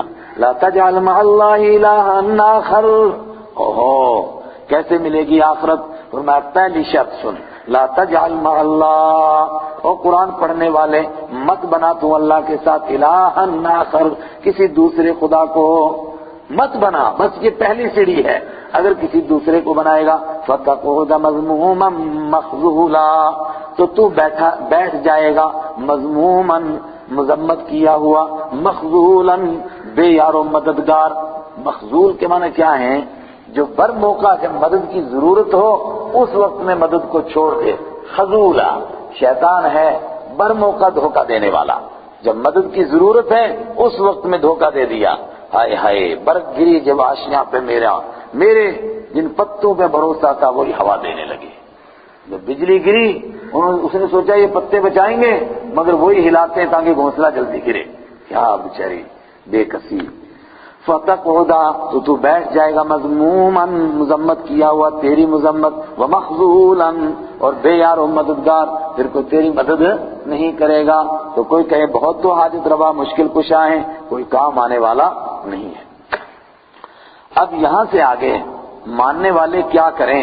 پروردگار نے کچھ کام بتائے ہیں ماننے والوں کو، اور اس نے ماں باپ کے حکم کے لیے اگر ایک مانے کہ ماں باپ کی فرما برداری کرو، ایک حکم، اگر اس کو ایک مانے تو پھر یہ احکام بنتے ہیں 15، لیکن 15 تب بنیں گے جب ناپنے اور تولنے کو 2 مانے، اور اگر ناپنے اور تولنے کو 1 مانے تو پھر کتنے احکام بنیں گے؟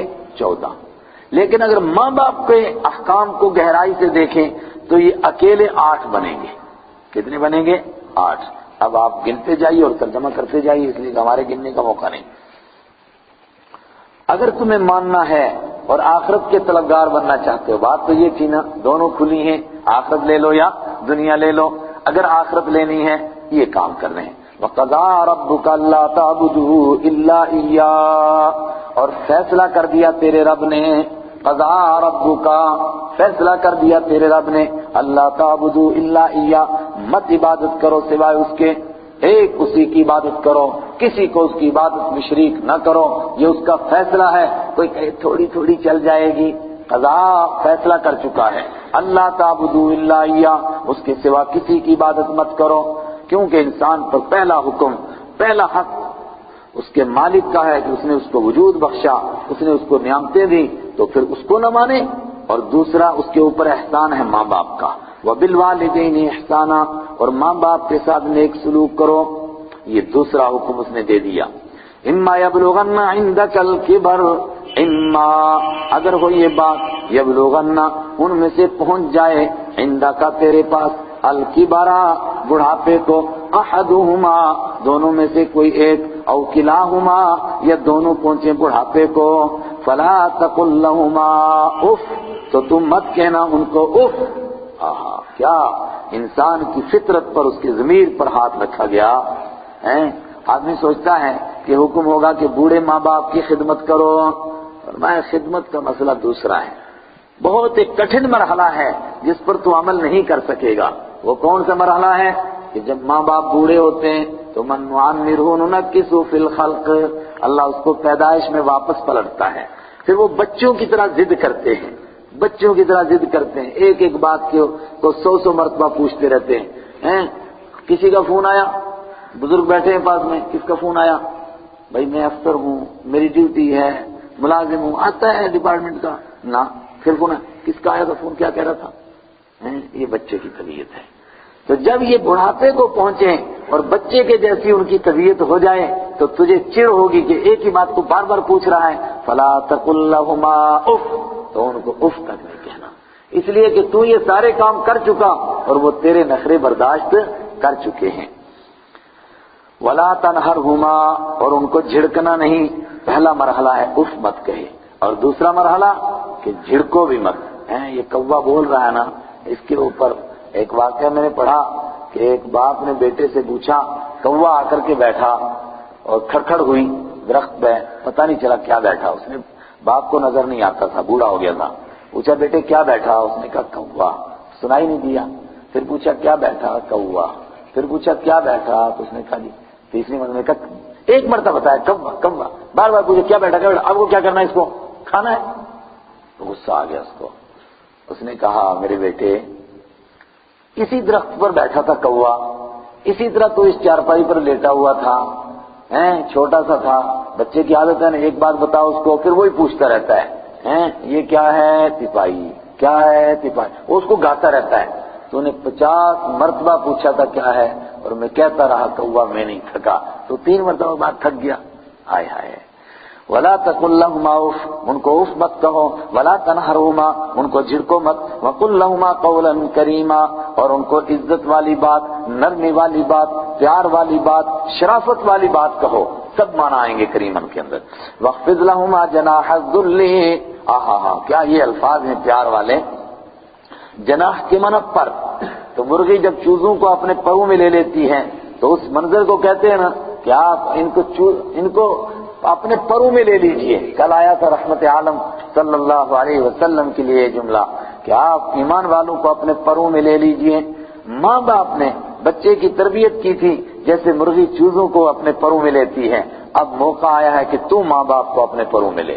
واخفض لهما، اور جھکا دے تو ان کے لیے جناح الذل، عاجزی کے پر، من الرحمتی، اور عاجزی کے بازو، من الرحمتی، مہربانی کی وجہ سے، وقل رب ارحمہما، اور کہہ تو ہے میرے رب ارحم رحم فرما ہما ان دونوں پر، کما ربیانی صغیرا جیسے انہوں نے تربیت کی تھی میری اس حال میں کہ میں چھوٹا تھا، ربکم اعلم بما فی نفوسکم تمہارا رب خوب جانتا ہے جو تمہارے دلوں میں ہے، کون دل سے اکرام کرتا ہے اور کون ڈرامے کرتا ہے اللہ جانتا ہے، اور کون دل سے اکرام کرتا ہے مگر چونکہ بوڑھا ہے اور اس کو بچپن کی طبیعت واپس آ گئی ہے وہ پھر بھی بد دعائیں دیتا ہے، پھر بھی چڑھتا ہے، پھر بھی بس ہر وقت میں بد دعائیں۔ فرمایا اللہ جانتا ہے، اپنا کام کرتے جاؤ، اپنی طرف سے کام پورا کر دو، اس کے بعد اللہ پر ڈال دو۔ آپ کوئی کہے جی اتنا کچھ کر لیا مانتا ہی نہیں بوڑھا کروں کیا، ربکم اعلم بما فی نفوسکم تمہارا رب خوب جانتا ہے جو تمہارے دلوں کے اندر ہے، ان تکونوا صالحین اگر تم ہوں گے نیک فإنہ کان للأوابین غفورا تو بے شک وہ ہے اوابین اللہ کی طرف متوجہ ہونے والوں کے لیے، غفوراً بخشنے والا، پھر اگر کوئی غلطی ہوگی تو اللہ معاف فرمائے گا۔ یہاں تک اگر آپ گنیں گے تو ماں باپ کے لیے کتنے احکام نکل جائیں گے؟ 8۔ کون؟ مثلا چلو آپ گنتے ہیں، بالوالدین احسانا 1، فلا تقل لهما اف 2، ولا تنہرهما 3، وقل لهما قولا کریما 4، واخفض لهما جناح الذل کتنے ہو گئے؟ 5، وقل رب ارحمهما 6۔ کتنے بنے؟ 6 بنے؟ نہیں، پھر دوبارہ دیکھتے ہیں، 8 بیان کرتے ہیں مفسرین۔ بالوالدین احسانا نیک سلوک کرنا 1، فلا تقل لهما اف 2، ولا تنہرهما 3، وقل لهما قولا کریما 4، واخفض لهما جناح الذل 5، وقل رب ارحمهما كما ربياني صغيرا 6، شاید 6 ہی ہوں گے، مجھے غلط یاد رہا ہوگا۔ ربکم اعلم ما فی نفوسکم وآت ذی القربى حقہ، پہلا حکم آیا ماں باپ اللہ کا حکم کہ حقوق ادا کرو، اور اللہ کے بعد سب سے بڑا حق ماں باپ کا، اس کے بعد رشتہ داروں کا۔ وآت ذی القربى حقہ، اور دو رشتہ داروں کو حقہ ان کے حقوق، والمسکین اور مسکین کو اس کا حق دو، گویا مسکین کو کھلانا پلانا زکوٰۃ دینا یہ اس پر احسان نہیں ہے، یہ اس کا حق ادا کرنا ہے، اور جو نہیں دے رہا ہے وہ اس کا حق کھا رہا ہے۔ وابن السبیل اور مسافر کا حق ادا کرو، اور یہ سب حقوق تب ادا ہوں گے کہ جب سینما میں جا کر کے پیسہ نہ لگے، شراب میں نہ لگے اور بکواسوں میں نہ لگے۔ ولا تبذر تبذیرا، اور فضول خرچی مت کرو۔ ان المبذرین، بے شک فضول خرچی کرنے والے، کانوا اخوان الشیاطین، وہ ہیں شیطان کے بھائی، وکان الشیطان لربہ کفورا، اور شیطان اپنے رب کا نافرمان ہے۔ مطلب جہاں جہاں فضول خرچی میں تیرا پیسہ لگ رہا ہے تو مان کے یہ شیطان لگوا رہا ہے، اور شیطان اپنے رب کا نافرمان ہے، اس لیے وہ تجھے بھی نافرمان بنانا چاہتا ہے۔ رشتہ دار بھی آئے، مسکین بھی آئے، مسافر بھی آئے اپنے حق مانگنے کے لیے، مگر تیرے پاس کچھ دینے کے لیے نہیں، تو پھر کیا کرے تو ان کو وَإِمَّا تُعْرِضَنَّ عَنْهُمْ، اور اگر تجھے اعراض کرنا پڑے، منہ موڑنا پڑے ان سے، ابتغاء رحمت من ربک، اپنے رب کی مہربانی کے تلاش میں، مطلب تجھے امید ہو کہ کہیں نہ کہیں سے میرے پاس آ جائے گا پھر ان کو بھی دے دوں گا، لیکن وقتی طور پر کچھ دینے کے لیے نہیں ہے، اپنے رب کی ایسی مہربانی کی تلاش میں، ترجوہا جس کی تجھ کو امید ہے۔ میں نے رحمت کا ترجمہ کیا کہ کہیں سے آنے کی امید ہے، تو اس میں اگر تجھے ان سے اعراض بھی کرنا پڑے تو پھر بھی ان کو ڈانٹ مت، ڈپٹ مت، دھتکار مت۔ فَقُلْ لَهُمْ قَوْلًا مَيْسُورًا، اور کہہ تو ان کو نرم بات، آسان بات کہو، نرمی کی بات کہو، ڈانٹو مت ان کو، جھڑکو مت ان کو۔ اور ابتغاء رحمت من ربک، یوں بھی مانا ہو سکتا ہے کہ اللہ کی مہربانی چاہتا ہے اور ان سے اعراض اس لیے کر رہا ہے کہ کچھ ہے نہیں، تو تب بھی تم ان کو نرمی کی بات کہو۔ وَلَا تَجْعَلْ يَدَكَ مَغْلُولَةً إِلَىٰ عُنُقِكَ وَلَا تَبْسُطْهَا كُلَّ الْبَسْطِ فَتَقْعُدَ مَلُومًا مَّحْسُورًا۔ سبحان اللہ، فرمایا خرچ کرنا ہے، غریبوں کو، یتیموں کو، مسکینوں کو، بیواؤں کو دینا ہے، مگر اس کا دینے کا بھی سلیقہ ہونا چاہیے۔ کون سا سلیقہ؟ بیچ کی راہ اپناؤ۔ وَلَا تَجْعَلْ يَدَكَ، مت بنا تو اپنے ہاتھ کو، مغلولةً بندھا ہوا، إِلَىٰ عُنُقِكَ اپنی گردن کے ساتھ، محاورہ ہے، اپنے ہاتھ کو ادھر ہی مت رکھ لے، رکھنے کا مطلب کہ دوں گا ہی نہیں کسی کو، جس کو ہم کہتے ہیں مٹھی بند ہی مت کر لے، ہیں، اور یہ کیا کہتے ہیں مچھنڈی والے، گانٹھ مضبوط مت کر، کہتے ہیں جناب ڈنڈ بڑی مضبوط ہے اس کی، یہ مچھنڈی والوں کا محاورہ ہے کہ پیسے باندھ رکھے اور بڑی مضبوط گرا ہے، کھولے گا ہی نہیں، دے گا نہیں کسی کو. تو ایسا بھی مت کر. ولا تبسطھا، اور مت کھول ہاتھ کو کل البسط، پورے کا پورا. اگر ایسا کرے گا فتقعد ملوما محسورا، تو بیٹھ جائے گا تو ملامت کیا ہوا، اپنے آپ کو ملامت کرے گا. دیکھو سب کچھ دے دیا، اپنے لیے کچھ بچا ہی نہیں. محسورا، حسرت کیا ہوا، حسرت کرے گا کیا ہو گیا مجھے، کیا کر دیا میں نے. تھکا ہوا، یہ بھی ترجمہ کیا. آپ کہیں کہ صحابہ نے تو ایسا کیا، ابو بکر صدیق نے پورے کا پورا کر دیا. اگر ویسا ایمان ہے تو پھر لا تقعد ملوما محسورا، پھر یہ بات ہی نہیں ہوگی. اگر ویسا ایمان ہے تو ویسا ہی ثبوت پیش کر. ان ربک یبسط الرزق لمن یشاء ویقدر، تیرا رب ہی روزی کو کشادہ کرتا ہے جس کے لیے چاہتا ہے، ویقدر، اور تنگ کرتا ہے جس کے لیے چاہتا ہے. انہ کان بعبادہ خبیرا بصیرا، تیرا رب اپنے بندوں کی خبر رکھنے والا بھی ہے اور دیکھنے والا بھی ہے. جس کو زیادہ دیا ہے اس کی بھی آزمائش، جس کو کم دیا اس کی بھی آزمائش. کسی کو ناپ کر دیتا ہے، کسی کو بے نفع دیتا ہے، کسی کو حساب سے دیتا ہے، کسی کو بے حساب دیتا ہے. جی اس پورے رکوع کو ہے میرا خدایا بہت وقت لگ جائے گا. چلو پڑھتے دوبارہ. وَقَضَىٰ رَبُّكَ أَلَّا تَعْبُدُوا إِلَّا إِيَّاهُ، اور تیرے رب نے فیصلہ کر دیا کہ مت عبادت کرو مگر اسی کی، اور ماں باپ کے ساتھ احساناً نیک سلوک کرو. اگر تو پائے ان میں سے، اگر تو اما یبلغن، اگر پہنچے وہ تیرے پاس بڑھاپے کو، احدہما ان میں سے ایک، یا دونوں کے دونوں، تو مت کہہ دو ان کو اف، ولا تنہرہما، اور مت دو ان کو جھڑک، وقل لہما، اور کہہ تو ان سے قولا کریما، عزت والی بات، شرافت والی بات، احترام والی بات. واخفض لہما، اور جھکا دے تو ان دونوں کے لیے جناح الذل، عاجزی کے بازو، من الرحمت، مہربانی کے ساتھ. وقل رب ارحمہما، اور کہہ تو اے میرے رب، یعنی خود بھی سب کچھ کر اور پھر اللہ سے دعا بھی مانگ، اے اللہ تو ان دونوں پر رحم فرما جیسا کہ انہوں نے مجھے بچپن میں پالا تھا. ربکم اعلم بما فی نفوسکم، تمہارا رب خوب جانتا ہے جو کچھ تمہارے دلوں کے اندر ہے. ان تکونوا صالحین، اگر تم ہوں گے نیکوکار، فإنہ کان للأوابین، تو بے شک وہ ہے توبہ کرنے والوں کے لیے، اللہ کی طرف متوجہ رہنے والوں کے لیے، غفورا، بخشنے والا. اور دے تو ذل قربا، رشتہ داری والوں کو، قرابت والوں کو، حقہ، ان کا حق، والمسکین، اور مسکین کو دے اس کا حق، اور راستے کے مسافر کو دے اس کا حق. ولا تبذر تبذیرا، اور مت فضول خرچی کر، تبذیرا، زبردست طریقے سے. کیوں؟ ان المبذرین، بے شک فضول خرچی کرنے والے، کانوا اخوان الشیاطین، شیطان کے بھائی ہیں. وکان الشیطان لربہ کفورا، اور شیطان اپنے رب کا ناشکرا ہے. دیکھیے فضول خرچی کا معیار اپنا اپنا ہے. ایک آدمی کو بھوک اتنی لگتی ہے کہ وہ 20 روٹیاں کھاتا ہے روز کو، تو اس کا 25 کھانا فضول خرچی ہے. اور ایک بیچارے سے آدھی روٹی بھی نہیں کھائی جاتی ہے تو اس کا زبردستی پوری روٹی کھانا فضول خرچی ہے. یعنی اپنی ضرورت کے اعتبار سے، ضرورت سے بڑھ جائے تو فضول خرچی. وَإِمَّا تُعْرِضَنَّ عَنْهُمْ ابْتِغَاءَ، اور اگر تو اعراض کرے عنہم ان سے، ابتغاء رحمت من ربک، اپنے رب کی مہربانی کی تلاش میں، ترجوہا، جس رحمت کی تجھ کو امید ہے، فقل لہم، تو کہہ ان کو قولا میسورا، نرم بات.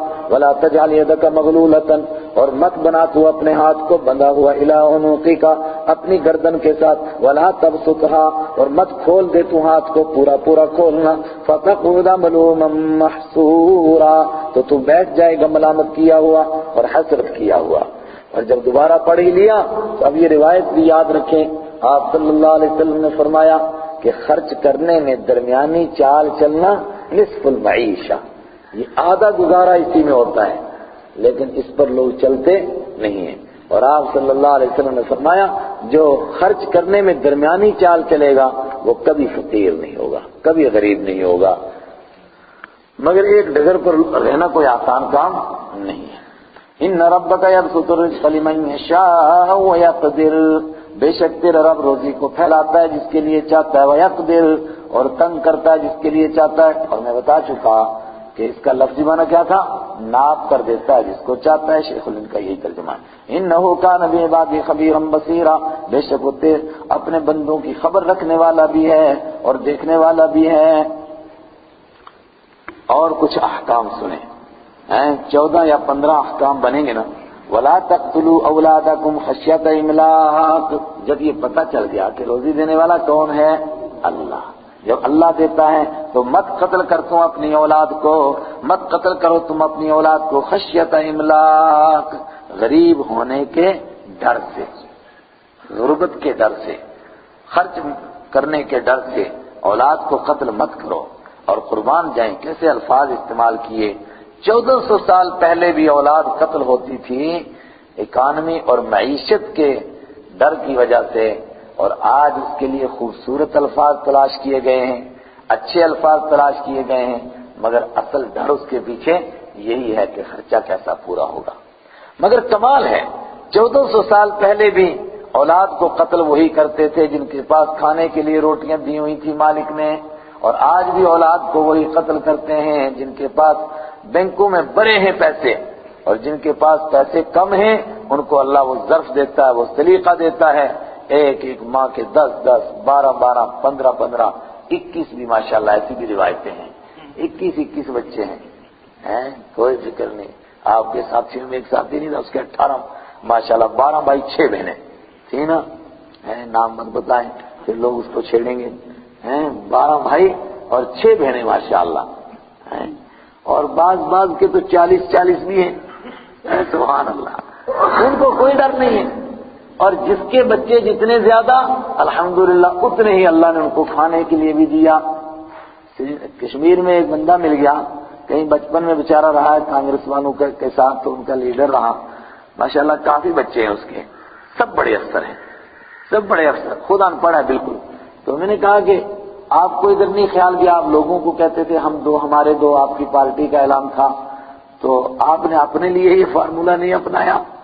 تو آنسو آ گئے، کہنے لگے ایسے بے وقوفی کی باتیں ہیں، کیا جاہل لوگ تھے، بہت بوڑھے ہیں اب ماشاءاللہ بھی حیات ہیں. فرماتے تھے جتنے ہاتھ ہوں گے نا اتنا تو کمائیں گے نا، اتنا پیسہ آئے گا شام کو گھر میں. اگر مزدوری پر بھی بھیجوں گا تب بھی شام کو 1200 روپیہ لائیں گے، اگر 100 روپیہ ملے گا. ماشاءاللہ سب بڑے افسر، انہی کو اللہ زیادہ دیتا ہے. وَنَحْنُ نَرْزُقُهُمْ وَإِيَّاكُمْ، ہم خاص ان کو بھی روزی دیتے ہیں اور تم کو بھی خاص طور پر روزی دیتے ہیں. کیا مطلب ہے کہ جو اولاد کو قتل کرتا ہے اصل میں وہ اللہ کو رازق نہیں مانتا، رازق اپنے آپ کو مانتا ہے. وہ سمجھتا ہے کہ روزی میں دیتا ہوں. آئے ہائے تو رزاق بنا ہوا ہے. اور پھر اللہ تعالیٰ اسی ٹینشن میں اس کو لگاتا ہے، پریشانی میں. پھر اولاد کس کے لیے ہوتی ہے؟ لِيُعَذِّبَهُمْ فِي الْحَيَاةِ الدُّنْيَا، دنیا کی زندگی میں سزا دینے کے لیے. کیا جاہلانہ طریقہ نکالا گوروں نے. نحن نرزقهم، ہم ان کو بھی روزی دیتے ہیں اور تم کو بھی. اور حضرت مفتی شفیع صاحب نے یہاں ایک نقطہ بیان کیا ہے، ایسے انہوں نے نہیں پہلے لوگوں نے بھی بیان کیا ہے. وہ کیا کہ پہلے فرمانا کہ ان کو روزی دیتے ہیں اور پھر کہنا کہ خاص تم کو بھی دیتے ہیں. اشارہ ہے کہ ان کی برکت سے تم کو بھی دیتے ہیں. اور آپ تجربہ کر لیجئے گا، آپ شادی نہ کریں تو آمدنی کم، شادی کریں ایک دم آمدنی بڑھ جاتی ہے، پتہ نہیں کیسے بڑھتی ہے. بچے نہ ہوں تو آمدنی کم، ایک بچہ ہو تو اس کے مطابق آمدنی بڑھ گئی، دوسرا ہوا اس کے مطابق آمدنی بڑھ گئی. اسی شہر کا ایک جوان میرے پاس یہ مسئلہ پوچھنے کے لیے آیا. خیر میں نے اس کو مسئلہ سنایا، نام تو کبھی نہیں بتانا چاہیے لیکن ایمان کو بڑھانے کے لیے بات بتاتا ہوں. ایک دن میرے پاس آیا دوڑتا ہوا، سانس پھولا ہوا. میں نے کہا خیریت تو ہے؟ کہنے لگے عجیب بات ہو گئی، پچھلے مہینے میری تنخواہ اچانک بڑھ گئی، ڈبل ہو گئی. میں سوچتا تھا یہ تنخواہ کیوں بڑھی ہے؟ اس مہینے اللہ سے امید ہوگی کہ اولاد ہونے والی ہے. کہتا ہے بچہ بھی آیا ہی نہیں، اللہ نے انتظام پہلے کر کے رکھا ہے.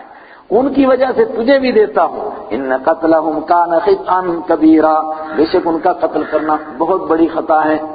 اس کو بگاؤ یار، اس کو نہیں سمجھ میں آ رہا ہے، یوں ہی چلا رہا ہے. وَلَا تَقْرَبُوا الزِّنَا، اور مت جاؤ بدکاری کے قریب، اور قریب مت جاؤ. کہیں نہیں فرمایا کہ بدکاری نہ کرو.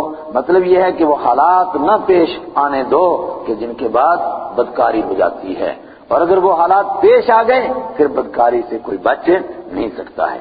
ولا تقربوا الزنا، بدکاری کے قریب نہ جاؤ، انہ کان فاحشہ، وہ بہت بے حیائی کا کام ہے، وساء سبیلا، اور بہت برا راستہ ہے، بہت برا راستہ ہے، اس سے نظام ان بیلنس ہو جائے گا، بے باپ کی اولاد ہو جائے گی، پٹریوں کی اولاد، اور نہ سمجھ میں آئے تھی، یورپ والوں سے پوچھو۔ ولا تقتلوا النفس التي حرم الله الا بالحق، اور مت قتل کرو کسی جان کو جس کا قتل کرنا اللہ نے حرام کیا مگر برحق طریقے سے، اور حق قتل کتنے ہیں خالی 5 قتل بار بار آگے۔ ومن قتل مظلوما، اور جو کوئی قتل کیا جائے گا ظلم کے ساتھ، فقد جعلنا لولیہ سلطانا، تو ہم نے بنایا ہے اس کے وارثوں کے لیے سلطانا، زبردست دلیل، اس کے وارثوں کے لیے ہم نے طاقت بنائی ہے، طاقت مطلب اس کے وارثوں کو بدلہ لینے کا ہم نے حق دیا ہے۔ جب ہم نے حق دیا ہے فلا یسرف فی القتل، تو اس کے وارثوں کو چاہیے کہ قتل کے اندر بھی حد سے تجاوز نہ کریں، اس نے جیسے بھی مارا تھا ان کو بدلے میں صرف اس کی گردن کاٹنا ہے، تڑپا تڑپا کر کے ماریں، ایک کے بدلے میں زیادہ ماریں، انہ کان منصورا، بے شک اس کی مدد کی گئی ہے، اس کو اس کا خیال ہونا چاہیے کہ اللہ نے میری مدد کی، مجھے بدلہ لینے کا موقع دیا۔ ولا تقربوا مال الیتیم، یہ اللہ نے احسان کیا، ورنہ وہ قانون ابھی زندہ ہیں، موجود ہیں، اور میں اور آپ اسی نظام میں جی رہے ہیں۔ کون سا قانون؟ کہ ایک نے قتل کر دیا تو اب کیا ملے گا؟ مقتول کے ورثہ میں 10-12 بچے چھوٹے چھوٹے یتیم، تو قاتل کو کیا ہوا؟ جج صاحب فیصلہ کریں گے، 10 سال تو ٹرائل چلے گا، 10 سال کے بعد فیصلہ کریں گے 14 سال قید با مشقت اور مزید 4 لاکھ جرمانہ۔ جرمانہ کس کو ملے گا؟ کہاں حکومت کو ملے گا۔ ارے یہ گورنمنٹ کو کس کھاتے کا انعام ملا؟ اللہ کا قانون کیا ہے؟ فرمایا جو بھی مقتول ہوگا اس کے ورثہ کو، اس کے یتیم بچوں کو اس کی دیت ضرور ملے گی۔ اگر کوئی نہیں دے گا، پتہ ہی نہیں چلا قاتل کون ہے، تو حکومت دے گی۔ کیوں؟ اس لیے کہ تم کس چیز کی حکومت ہے۔ البتہ 25% اس محلے سے لیں گے جہاں پر مرڈر ہوا ہے، کہ تمہارے محلے میں مرڈر ہوا اور تم سوتے رہے، 25% ان سے، 75% حکومت سے لیں گے، اور دیت ادا کی جائے گی۔ کتنی بنتی ہے؟ 20 لاکھ کی قریب بن رہی ہے آج کل۔ ولا تقربوا مال الیتیم، اور مت جاؤ یتیم کے مال کے پاس، الا باللتی ہی احسن، مگر اس طریقے سے جو سب سے اچھا ہو۔ اور وہ طریقہ کون سا ہے؟ ان کے مال کی حفاظت کرنے کے لیے، اور حفاظت بھی کب تک کریں؟ حتی یبلغ اشدہ، یہاں تک کہ وہ جوانی کو پہنچ جائیں۔ واوفوا بالعہد، اور پورا کرو وعدے کو۔ ایک جوڑ یتیم کے مال کی حفاظت کی، اور باپ کے ساتھ وعدہ کیا ہوگا کہ جب تیرا بچہ جوان ہوگا تو اس کو اس کا مال واپس دے دوں گا، تو فوراً عہد کو یہاں لائے، اوفوا بالعہد، عہد کو پورا کرو، اس کے باپ سے تم نے وعدہ کر رکھا ہے، ان العہد کان مسئولا، بے شک عہد کے بارے میں پوچھا جائے گا۔ واوفوا الکیل، اور پورا کرو ناپنے کو، اذا کلتم، جب تم ناپو، وزنوا، اور تولو تم بالقسطاس المستقیم، سیدھی ترازو سے۔ یہ اگر 2 باتیں مانو تو 15، ایک مانو تو 14۔ ذالک خیر، یہ بہتر ہے، واحسن تاویلا، اور اچھا ہے اس کا انجام، اچھا ہے اس کا انجام، بہتر ہے انجام کے اعتبار سے۔ مطلب آدمی سمجھتا ہے کہ کم ناپنے کا انجام اچھا ہے، کم تولنے کا انجام اچھا ہے، کیسے ڈنڈی مار دوں گا تو زیادہ کماؤں گا۔ فرمایا نہ، اس کا انجام اچھا ہے، اس کا انجام اچھا نہیں، پھر پیسے کدھر جائیں گے کچھ پتہ نہیں۔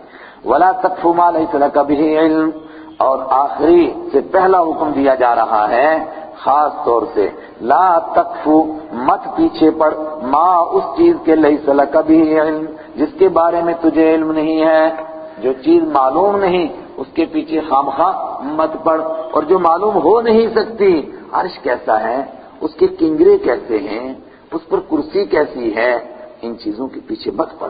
ان السمع والبصر والفؤاد، اور جو بات معلوم ہے وہ بھی تحقیق کے ساتھ۔ اللہ کے حبیب نے کیا فرمایا؟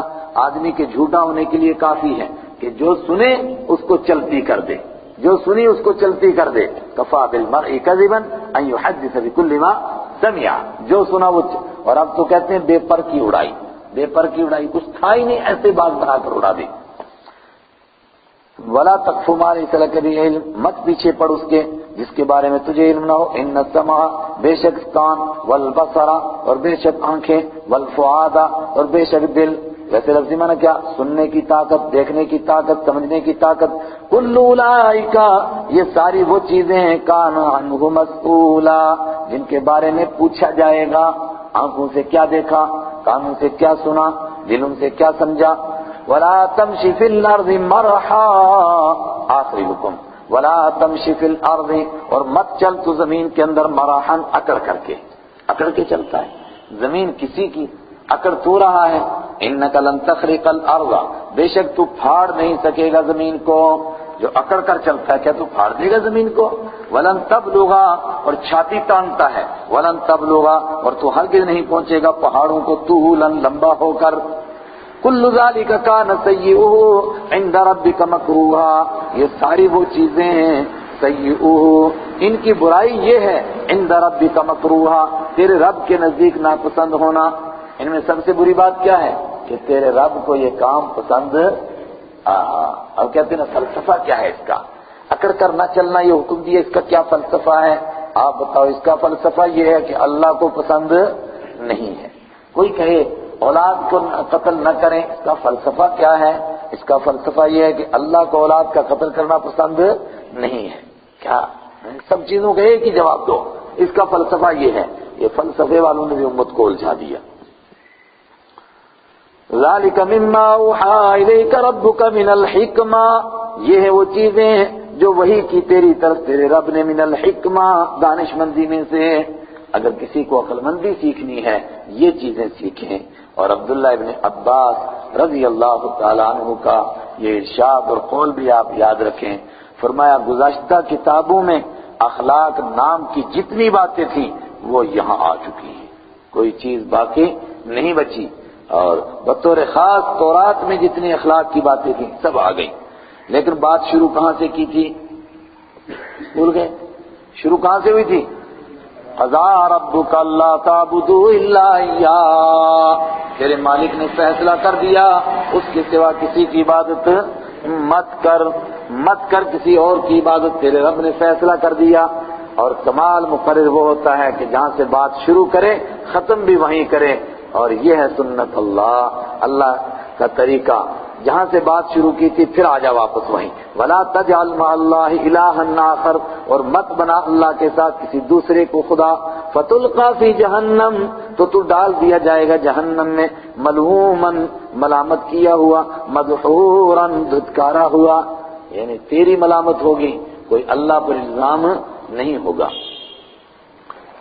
اور دیکھو ادھر کی افاصفاکم ربکم بالبنین واتخذ من الملائکۃ اناثا، شرک نہ کر اللہ کے ساتھ، شرک نہ کر، اگر شرک کرے گا بیڑا غرق ہو جائے گا۔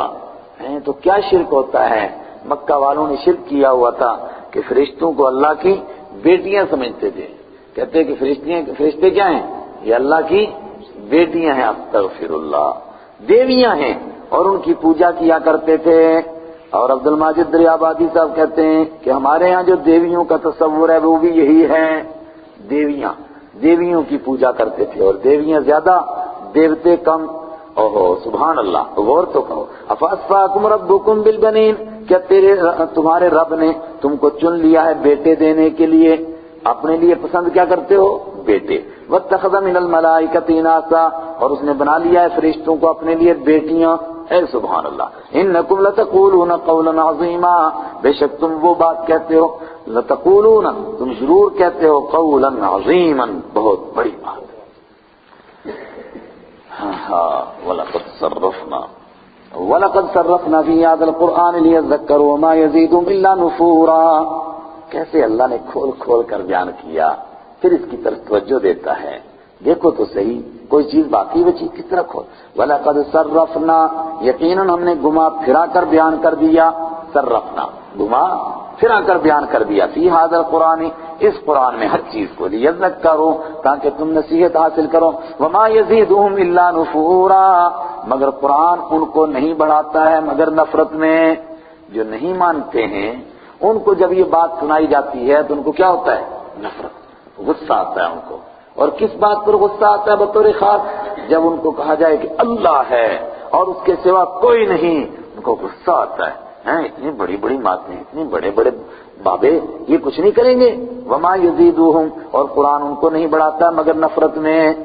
ان سے پوچھو، انصاف سے کام لو، تم کہتے ہو اللہ کے ساتھ اور بھی اللہ ہیں، یہ بتاؤ کہ وہ اللہ کے مقابلے کے ہیں کہ اللہ کے ماتحت ہیں؟ ان کی چلتی ہے کہ اللہ کی چلتی ہے؟ اگر چلتی اللہ کی ہے تو یہ کیسے الے بنے ہیں؟ اور اگر ان کی چلتی ہے تو اتنے زمانے سے عرش کا مالک اللہ ہے، یہ حملہ کیوں نہیں کرتے عرش کے اوپر سارے مل کر؟ سارے خدا اکٹھے ہو جائیں، 33 کروڑ کے میرے اس ملک میں، تو 33 کروڑ مل کر حملہ کر دیں عرش کے اوپر اور قبضہ کر لیں اور اللہ کو بے دخل کر دیں، کیوں نہیں کر سکے؟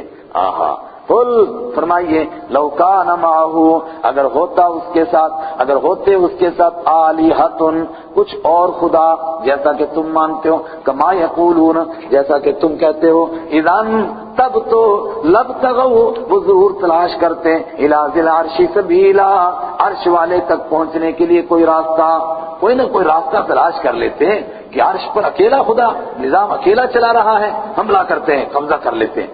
سبحانہ، اس کی ذات پاک ہے ہی نہیں، کوئی ہے ہی نہیں، اگر ہوتا تو آتا مقابلے میں۔ یہ 2-3 مقام آپ یاد رکھیں نا، ایک یہ کہ ساری قومیں ہلاک ہوئیں تو اللہ فرماتا ہے اگر کوئی دوسرا خدا تھا تو اس نے ان کو بچایا کیوں نہیں؟ آیا کیوں نہیں کوئی؟ فرعون کا بھی تو خدا تھا، وہ بھی کہتا میرے خدا ہیں، کیوں نہیں بچایا؟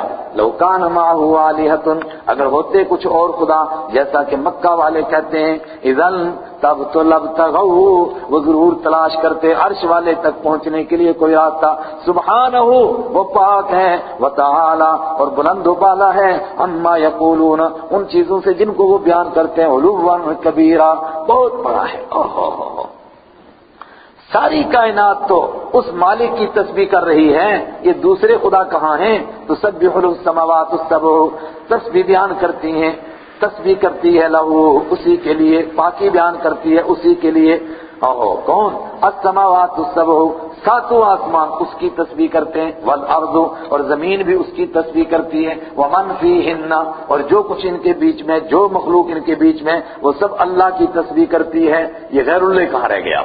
وَإِن مِّن شَيْءٍ اور کوئی چیز نہیں ہے إِلَّا يُسَبِّحُ بِحَمْدِهِ مگر وہ اس کی تسبیح بیان کرتی ہے اس کی حمد کے ساتھ۔ اور اس موقع پر آپ مظہری اور ابن کثیر ضرور دیکھیے گا، اتنے واقعات نقل کیے ہیں کہ چیزیں کیا تسبیح کرتی ہیں۔ فرمایا جس برتن میں تم کھاتے ہو، اللہ کے حبیب فرماتے ہیں اگر تم صاف کرو گے اس کو اچھی طرح، وہ بھی تمہارے لیے دعائیں کرتا ہے، اللہ کی تسبیح کرتا ہے۔ درخت بھی اللہ کی تسبیح کرتے ہیں، پرندے چہچہاتے ہیں اللہ کی تسبیح کرتے ہیں، پتھر بھی اللہ کی تسبیح کرتے ہیں، اور پھر اسی کے خوف سے کبھی پھٹتے ہیں کبھی گرتے ہیں۔ وَلَٰكِن لَّا تَفْقَهُونَ تَسْبِيحَهُمْ لیکن تم ان کی تسبیح کو پہچانتے نہیں ہو، تمہیں پتہ ہی نہیں، فقیہ نہیں ہو۔ إِنَّهُ كَانَ حَلِيمًا غَفُورًا بے شک وہ بڑا بردبار ہے، بہت بخشنے والا ہے۔ ساری کائنات اس کی تسبیح کرتی ہے، ایک یہ ہڈیوں کی مٹھی انسان یہ اس کا مقابلہ کر رہا ہے اور کہتا ہے اور خدا ہے، تو اس کو وہ زمین میں کیوں نہیں گاڑ دیتا ہے؟ حلیمن برداشت کرنے والا ہے، غفورن بخشنے والا ہے، موقع دیتا ہے اور موقع دیتا ہے اور موقع دیتا ہے۔ آہا کیا زبردست مضمون بیان کیا قرآن پاک نے۔ تو اس قرآن کو سن کر بھی نافرمانوں کی کھڑکیاں نہیں کھلیں، دماغ نہیں ہلے؟ یہ تو ایسا قرآن ہے جھنجھوڑتا ہے۔ میں نے آپ کو ایک واقعہ سنایا تھا نا، آج ہمارے راج محمد صاحب موجود ہیں، آپ ان سے پوچھ سکتے ہیں۔ راج محمد صاحب یاد ہے نا، مجھے پنڈت جی کو آپ لوگ دعوت دینے لگے تھے تو پلٹ کر کے وہ بانٹنے لگا اشلوک ہیں، تو آپ نے فرمایا کہ قرآن پاک کا اعجاز کا پہلو اس کو سنائیں، تو میں نے سورہ واقعہ، سورہ الحاقہ اور سورہ معارج اور 1-2 مقام ایسے سنائے، سورہ نون والقلم، اس طرح کے مقامات جس میں آخرت کا بیان ہے۔ تو میں نے کہا یہ تھا وہ قرآن پنڈت جی جو مکہ والوں کو ہلا دیتا تھا۔ تو پنڈت جی کہنے لگے یہ تو ہم کو ہلائے جا رہا ہے، یہ تو ہم کو ہلائے جا رہا ہے۔ اور وہ بہت چالاک، بہت پڑھے لکھے، وہ تو ایک بڑے انجینئر ریٹائر ہوئے، وہ نشیب و فراز سے واقف تھے، جلدی متاثر ہونے والے نہیں تھے، مگر ہائے قرآن یہ تو مکہ والوں کو سونے نہیں دیتا تھا، اٹھاتا تھا رات کو۔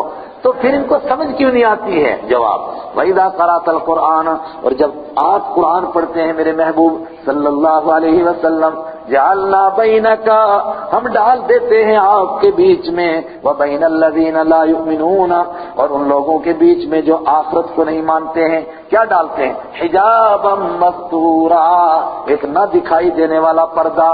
ایک پردہ حائل ہو جاتا ہے کہ ان کی سمجھ میں نہیں آتا. وہ پردہ کس کا؟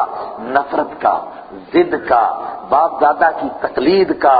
نہ جی ما وجدنا علیہ آباءنا، اس پر باپ دادا کو پایا اس پر چلیں گے نا. اس یتیم مکہ کی بات مان لیں.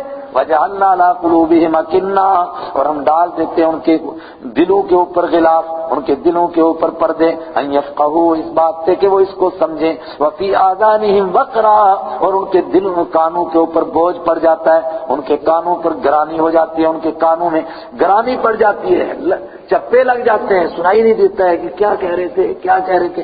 وَإِذَا ذَكَرْتَ رَبَّكَ فِي الْقُرْآنِ، آئے ہائے، لیکن قرآن میں باقی باتیں آپ اللہ کی نعمتیں بیان کیجئے اور مثال بیان کیجئے تو بڑے غور سے سنتے ہیں. آج کا نافرمان بھی کہتا ہے کہ قرآن کے بعض اصول تو بڑے اچھے ہیں، اور بعض تو ان کو بھی اچھے لگتے تھے، مکہ کے کافروں کو بھی، لیکن نفرت کس سے تھی؟ اذا ذکرت ربک فی القرآن، جب تو ذکر کرے گا قرآن کے اندر اپنے رب کو وحدہ کہ وہ ایک ہے، جیسا کہے گا ایک، ولوا علی ادبارہم نفورا، ولوا تو منہ پھیر کر بھاگتے ہیں پیٹھ دکھاتے ہوئے، نفورا نفرت کرنے کی وجہ سے. یہ وہ موقع ہے جو کسی کو پسند نہیں آتا تھا.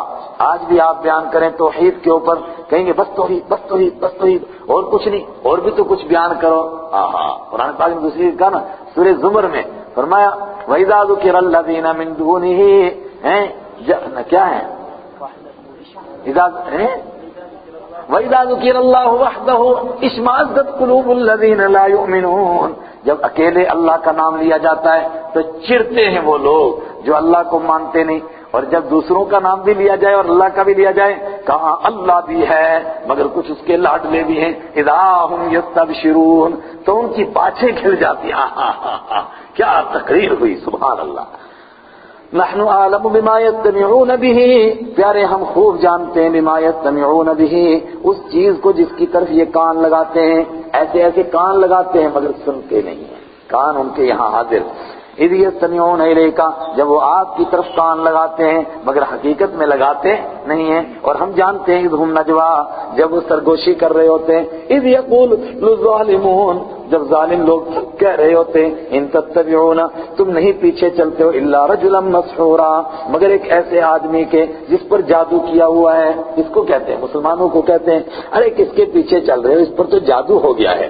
انظر کیف ضربوا لك الامثال، پیارے دیکھیے تو صحیح تیرے لیے کیسی کیسی مثالیں پیش کرتے ہیں.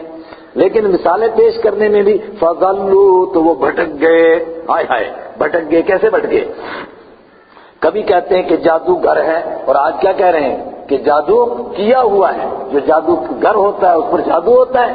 کبھی کہتے ہیں کہ شاعر ہیں کہ جادوگر شاعری کرتا ہے. کبھی کہتے ہیں کہ دیوانہ ہے کہ پاگل شاعری کرتے ہیں اور جادوگری کرتے ہیں. کیا عجیب. فضلوا، تو وہ بھٹک گئے، دین سے بھی بھٹکے. فلا یستطیعون سبیلا، تو نہیں طاقت رکھتے ہیں وہ کسی ایک راستے کی. وقالوا اذا كنا عظاما ورفاتا، دو باتیں مکہ والوں کو سمجھ میں نہیں آتی تھی. تیسرا کوئی مسئلہ نہیں تھا. ایک اللہ کا ایک ہونا نہیں سمجھ میں آتا تھا، اور دوسرے مر کر دوبارہ زندہ ہونا اور حساب دینا ان کو سمجھ میں نہیں آتا تھا. وقالوا، اور وہ کہتے ہیں اذا كنا عظاما، جب ہم ہو جائیں گے ہڈیاں، ورفاتا، اور چورا چورا، انا لمبعوثون، کیا ہم دوبارہ زندہ کیے جائیں گے، خلقا، کیا دوبارہ اٹھائے جائیں گے، خلقا جدیدا، دوسری مرتبہ پیدا کر کے. جب خلق نہ ہو تو مبعوث کے اندر خلق کے معنی خود ہی ہوتے ہیں. جب خلق ہو تو پھر مبعوث کا معنی کیجئے اٹھانا، اور خلق کا معنی الگ کیجئے. کہتے ہیں کہ مر گئے، مٹی ہو گئے، ہڈیاں کھا گئے کیڑے، اب دوبارہ پیدا ہوں گے. قل کونوا حجارتا او حدیدا، فرمایا تم پتھر بنو نا، او حدیدا، یا مر کے تم لوہا بنو نا، او خلقا، یا کوئی ایسی بلا بنو نا، خلقا، کوئی ایسی مخلوق بنو، کوئی ایسی بلا بنو نا، مما یکبر فی صدورکم، ان بلاؤں میں سے جو تمہارے دل کے اندر زیادہ ہی بڑی ہیں کہ ہم یہ بن جائیں گے. پھر کیسے زندہ ہوں گے؟ فرمایا تب بھی وہ زندہ کرے گا. یہ چھپا ہوا ہے، تب بھی زندہ کرے گا. کیا بنو گے؟ اور جب آپ کہیں گے تب بھی زندہ کرے گا، فَسَيَقُولُونَ مَن يُعِيدُنَا، تو وہ کہیں گے پھر کون دوبارہ زندہ کرے گا؟ فرمایا آؤ بتاؤ کون زندہ کرے گا. قُلِ الَّذِي فَطَرَكُمْ أَوَّلَ مَرَّةٍ، کہہ دیجئے وہی زندہ کرے گا اول مرہ، جس نے پہلی مرتبہ پیدا کیا تھا. ایک ناپاک قطرے کو انسان بنایا، عقل و دانش عطا فرمائی، لاکھوں جرسوں میں لاکھوں بیضا، اس میں سے ایک کو جوڑا، اس میں سے انسان بنایا، اسی میں دل، اسی میں گردے، اسی میں سارا اندر کا نظام، اسی سے باہر کا نظام، اسی سے آنکھیں، اسی سے پلکیں، اسی سے کان، اسی سے ناک. جس نے وہ پیدا کیا وہ مرنے کے بعد دوبارہ نہیں زندہ کر سکے گا. ہائے ہائے، مگر کیسے سخت دل لوگ تھے، پتھر دل لوگ. آپ فرماتے تھے نا کہ میرا فرعون موسیٰ علیہ السلام کے فرعون سے بھی زیادہ سخت ہے. موسیٰ علیہ السلام کے فرعون کو 2 ڈبکیاں لگی تو کیا کہتا تھا؟ آمن الذی بہ بنو اسرائیل، اب مان گیا اس خدا کو جس کو بنو اسرائیل مانتے تھے. اور حضور کا فرعون ابو جہل، آدھی گردن کٹ دی گئی، جان بھی نکل رہی ہے، تو تب بھی کیا کہہ رہا تھا؟ نیچے سے کاٹ ماں. عبداللہ ابن مسعود اس کے اوپر چڑھے، اس وقت میں جان نکل رہی تھی. اس نے پوچھا کون؟ کہا عبداللہ ابن مسعود. کہا بکریاں چرانے والے گڈریے، تو بڑے اونچے پہاڑ پر چڑھا ہے، اتنے بڑے مرتبے کا آدمی اور تو اس کے اوپر چڑھا ہوا ہے. اپنے آپ کہتا ہے بڑے مرتبے والا آدمی، واقعہ تو بڑی اونچی چوٹی پر چڑھا ہے. پوچھا کیا ہوا جنگ کا؟ کہا قبح اللہ نے رسوا کیا تجھے بھی اور تیری پارٹی کو بھی. کہا اچھا، شاید تم سمجھ رہے ہوں گے کہ ہم ڈر گئے، جا کے بتا دینا میری طرف سے محمد کو صلی اللہ علیہ وسلم، جتنی آج مجھے تیرے دین سے نفرت ہے اتنی اس سے پہلے نہیں تھی. کیسے سنگ دل لوگ تھے، پتھر دل لوگ. لیکن آقا مدنی بھی کیا تھے؟ انہی پتھروں کو توڑ کر ہیرا بناتے تھے. خود نہ تھے جو راہ پر اوروں کے ہاتھی بن گئے. کیا نظر تھی جس نے مردوں کو مسیحا کر دیا؟ مردے زندہ ہی نہیں ہوئے، وہ مسیحا بن گئے. کیسے مردہ تھے؟ فَسَيُنْغِضُونَ إِلَيْكَ رُؤُوسَهُمْ، تو وہ آپ کی طرف سر ہلائیں گے. اچھا، ایسے نا مذاق اڑانے کے لیے. اچھا دوبارہ زندہ کرے گا؟ اچھا. فَسَيُنْغِضُونَ إِلَيْكَ، تو وہ ہلائیں گے آپ کی طرف سر کو. وَيَقُولُونَ مَتَىٰ هُوَ، تو وہ کہیں گے اچھا کب زندہ کرے گا، کتنے دن رہ گئے، یہ تو بتاؤ قیامت کب آئے گی. قُلْ عَسَىٰ أَن يَكُونَ قَرِيبًا، فرما دیجئے شاید کہ قریب ہی آ گئی ہو. تیرا نمبر تو بدر میں آ جائے گا، بس تیری تو تبھی قیامت شروع ہو جائے گی. یوم یدعوکم فتستجیبون بحمدہ وتظنون ان لبثتم الا قلیلا، یاد کرو جس دن وہ تم کو بلائے گا. فتستجیبون بحمدہ، قیامت کا دن ہوگا، اللہ بلائے گا، فرشتہ آواز لگائے گا، چلو او بوسیدہ ہڈیوں، او بکھرے ہوئے بالوں. تو کیسے دوڑیں گے؟ دوڑتے ہوئے جائیں گے. لا يرتد الیہم طرفهم ہوا، لا يرتد الیہم طرفهم وافئدتهم ہوا، ایسے دوڑے ہوئے جا رہے ہیں. فَتَسْتَجِيبُونَ، تو وہ جواب دیں گے بِحَمْدِهِ، اس کی تعریف کرتے ہوئے. لیکن تب فائدہ وَتَظُنُّونَ إِن لَّبِثْتُمْ إِلَّا قَلِيلًا، اور تم گمان کرو گے کہ تم نہیں ٹھہرے تھے مگر تھوڑے سے زمانہ، ذرا سا زمانہ. کھول کر اس طرح بیان کیجئے دین کو. لیکن ایک بات یاد رکھیے، اس جوش میں، توحید کے جوش میں بیان کرتے ہوئے کوئی بھی ایسی بات مت کہیے کہ دشمن اس کا کوئی الٹا معنی نکال لے اور فوراً جھگڑے ڈال دے اور آپ کو اپنی بات پوری بھی نہ کرنے دے. ہوشیاری سے بات کہیے. وَقُلْ لِعِبَادِي، اور فرما دیجیے آپ میرے بندوں سے، میرے بندے جو مان گئے اور دعوت کا کام لے کر اٹھے اور دوسروں کو بتانے چلے، ان سے کہہ دیجئے یقولوا، وہ کہیں التی ہی احسن، وہی بات جو سب سے اچھی ہو، سب سے بھلی ہو. ایسی ترش بات نہ کہیں کہ جس سے جھگڑے ہو جائیں. ان الشیطان، بے شک شیطان، یمزغ بینہم، تمہارے درمیان دشمنی ڈالتا ہے. ان الشیطان کان للانسان عدوا مبینا، بے شک شیطان ہے ہی انسان کا دشمن، وہ تو دشمنیاں ڈالے گا، وہ تو کوشش کرے گا لڑائیاں کرانے کی. آپ موقع ایسا مت دو کہ ایسی بات کہیں کہ وہ پلٹ کر آپ کے اوپر حملہ کریں اور وہ کہیں دیکھو جی عجیب بات ہے، آپ ہمارے خداؤں کو گالیاں دیتے ہو. وَلَا تَسُبُّوا الَّذِينَ يَدْعُونَ مِن دُونِ اللَّهِ، کیا ایسے اسلام کا اخلاق ہے. دیکھیں تو صحیح نا، ہم عیسیٰ علیہ السلام کو نہ مانے تو کافر، اور وہ ہمارے نبی کو مان لے تو اپنے اعتبار سے کافر. ہم موسیٰ علیہ السلام کی شان میں گستاخی کریں تو کافر، اور وہ ہمارے نبی کی شان میں گستاخی نہ کریں تو کافر.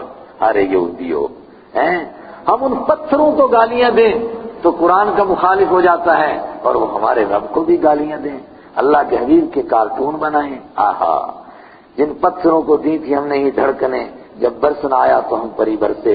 پوری دنیا کو تمیز سکھائی، ادب سکھایا، بڑوں کا احترام سکھایا، جو دھارمک لوگ ہیں، مذہبی لوگ ہیں، ان کا احترام کرو. جنگ لگ جائے، فرمایا جو مذہب کے نام پر مندروں میں بیٹھ گئے، گردواروں میں بیٹھ گئے، ان کو قتل مت کرو. کوئی کہے مذہب کی جنگ ہے، یہی تو بدماش ڈورے ہلاتے ہیں، نام چھوڑ چھاڑ کے بیٹھ گئے. دنیا یہ کہاں جانتے جنگ، انہوں نے ٹریننگ ہی نہیں کی، انہوں نے مشق ہی نہیں کی. ہاں کوئی آ جائے تلوار لے کر میدان میں تو فرمایا وہ بات دوسری ہے. کیا ادب سکھایا. ربکم اعلم بکم، تمہارا رب تم کو خوب جانتا ہے. ان یشاء یرحمکم، اگر وہ چاہے گا تو تم پر رحم فرمائے گا. وان یشاء یعذبکم، اگر وہ چاہے گا تو تمہیں سزا دے گا. وما ارسلناک علیہم وکیلا، اور نہیں بھیجا ہم نے آپ کو ان کے اوپر وکیلا، ذمہ دار بنا کر.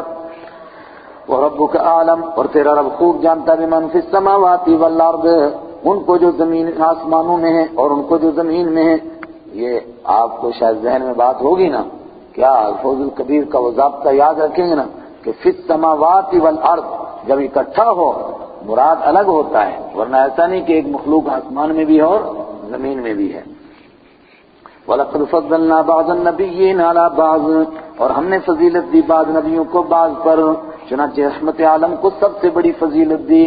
موسیٰ علیہ السلام طور تک پہنچے اور سلیمان علیہ السلام اور اونچے اڑے تخت کے اوپر، مگر آسمان سے نیچے نیچے، اور آپ کو سدرۃ المنتہا تک پہنچے. وَآتَيْنَا دَاوُودَ زَبُورًا، اور ہم نے داؤد علیہ السلام کو زبور عطا فرمائی.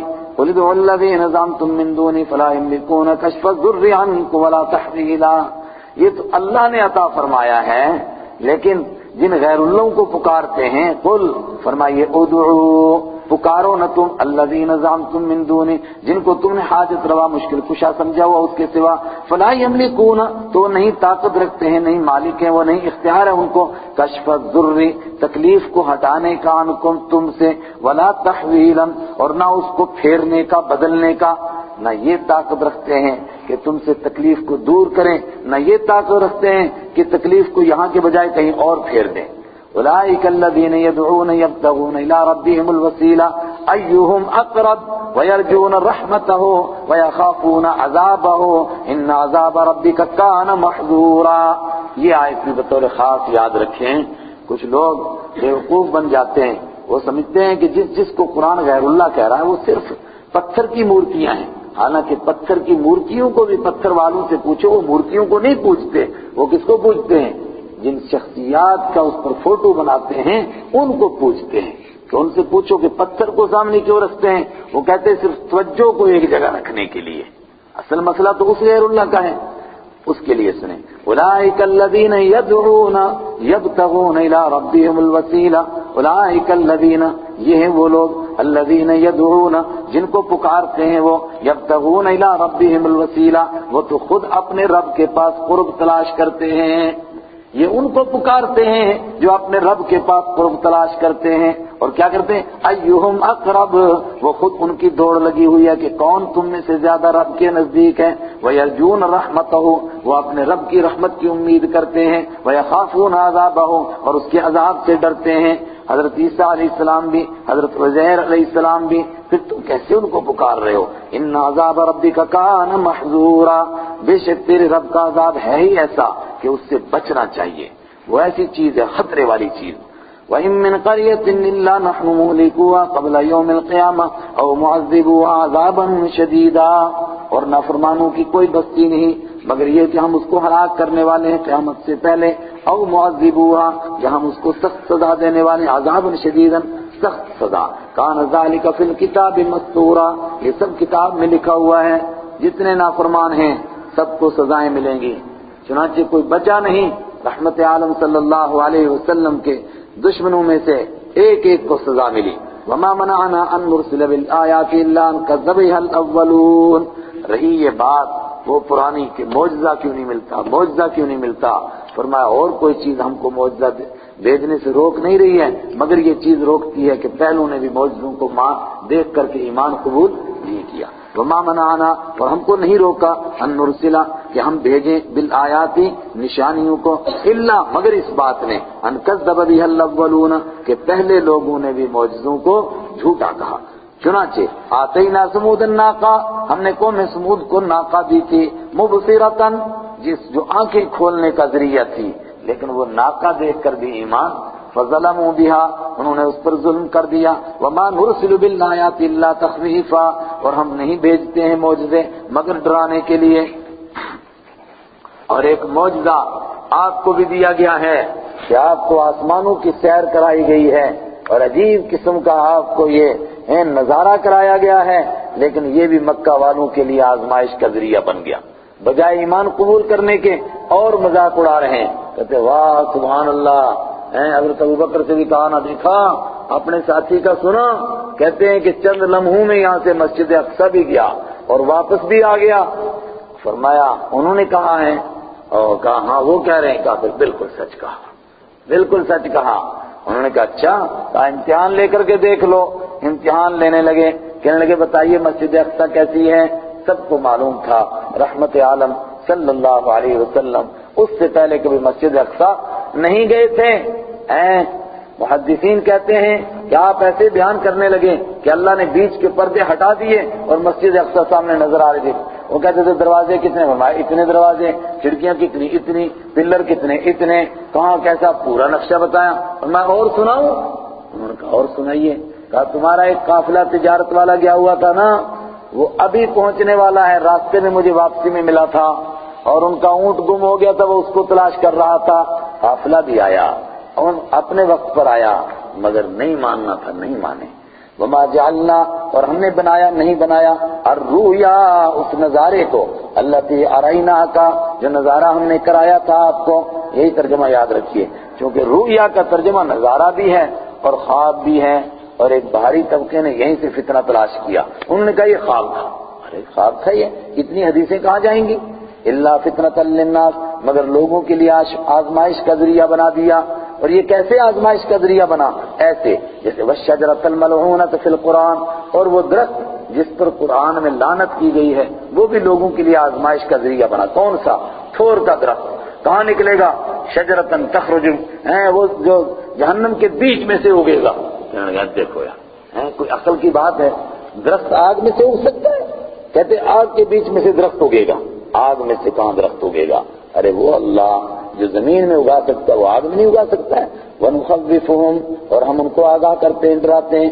فَمَا يَزِيدُهُمْ إِلَّا طُغْيَانًا كَبِيرًا، مگر قرآن ان کو نہیں بڑھاتا ہے مگر سرکشی میں، بڑی سرکشی، اور سرکشی کرتے ہیں اور سرکشی.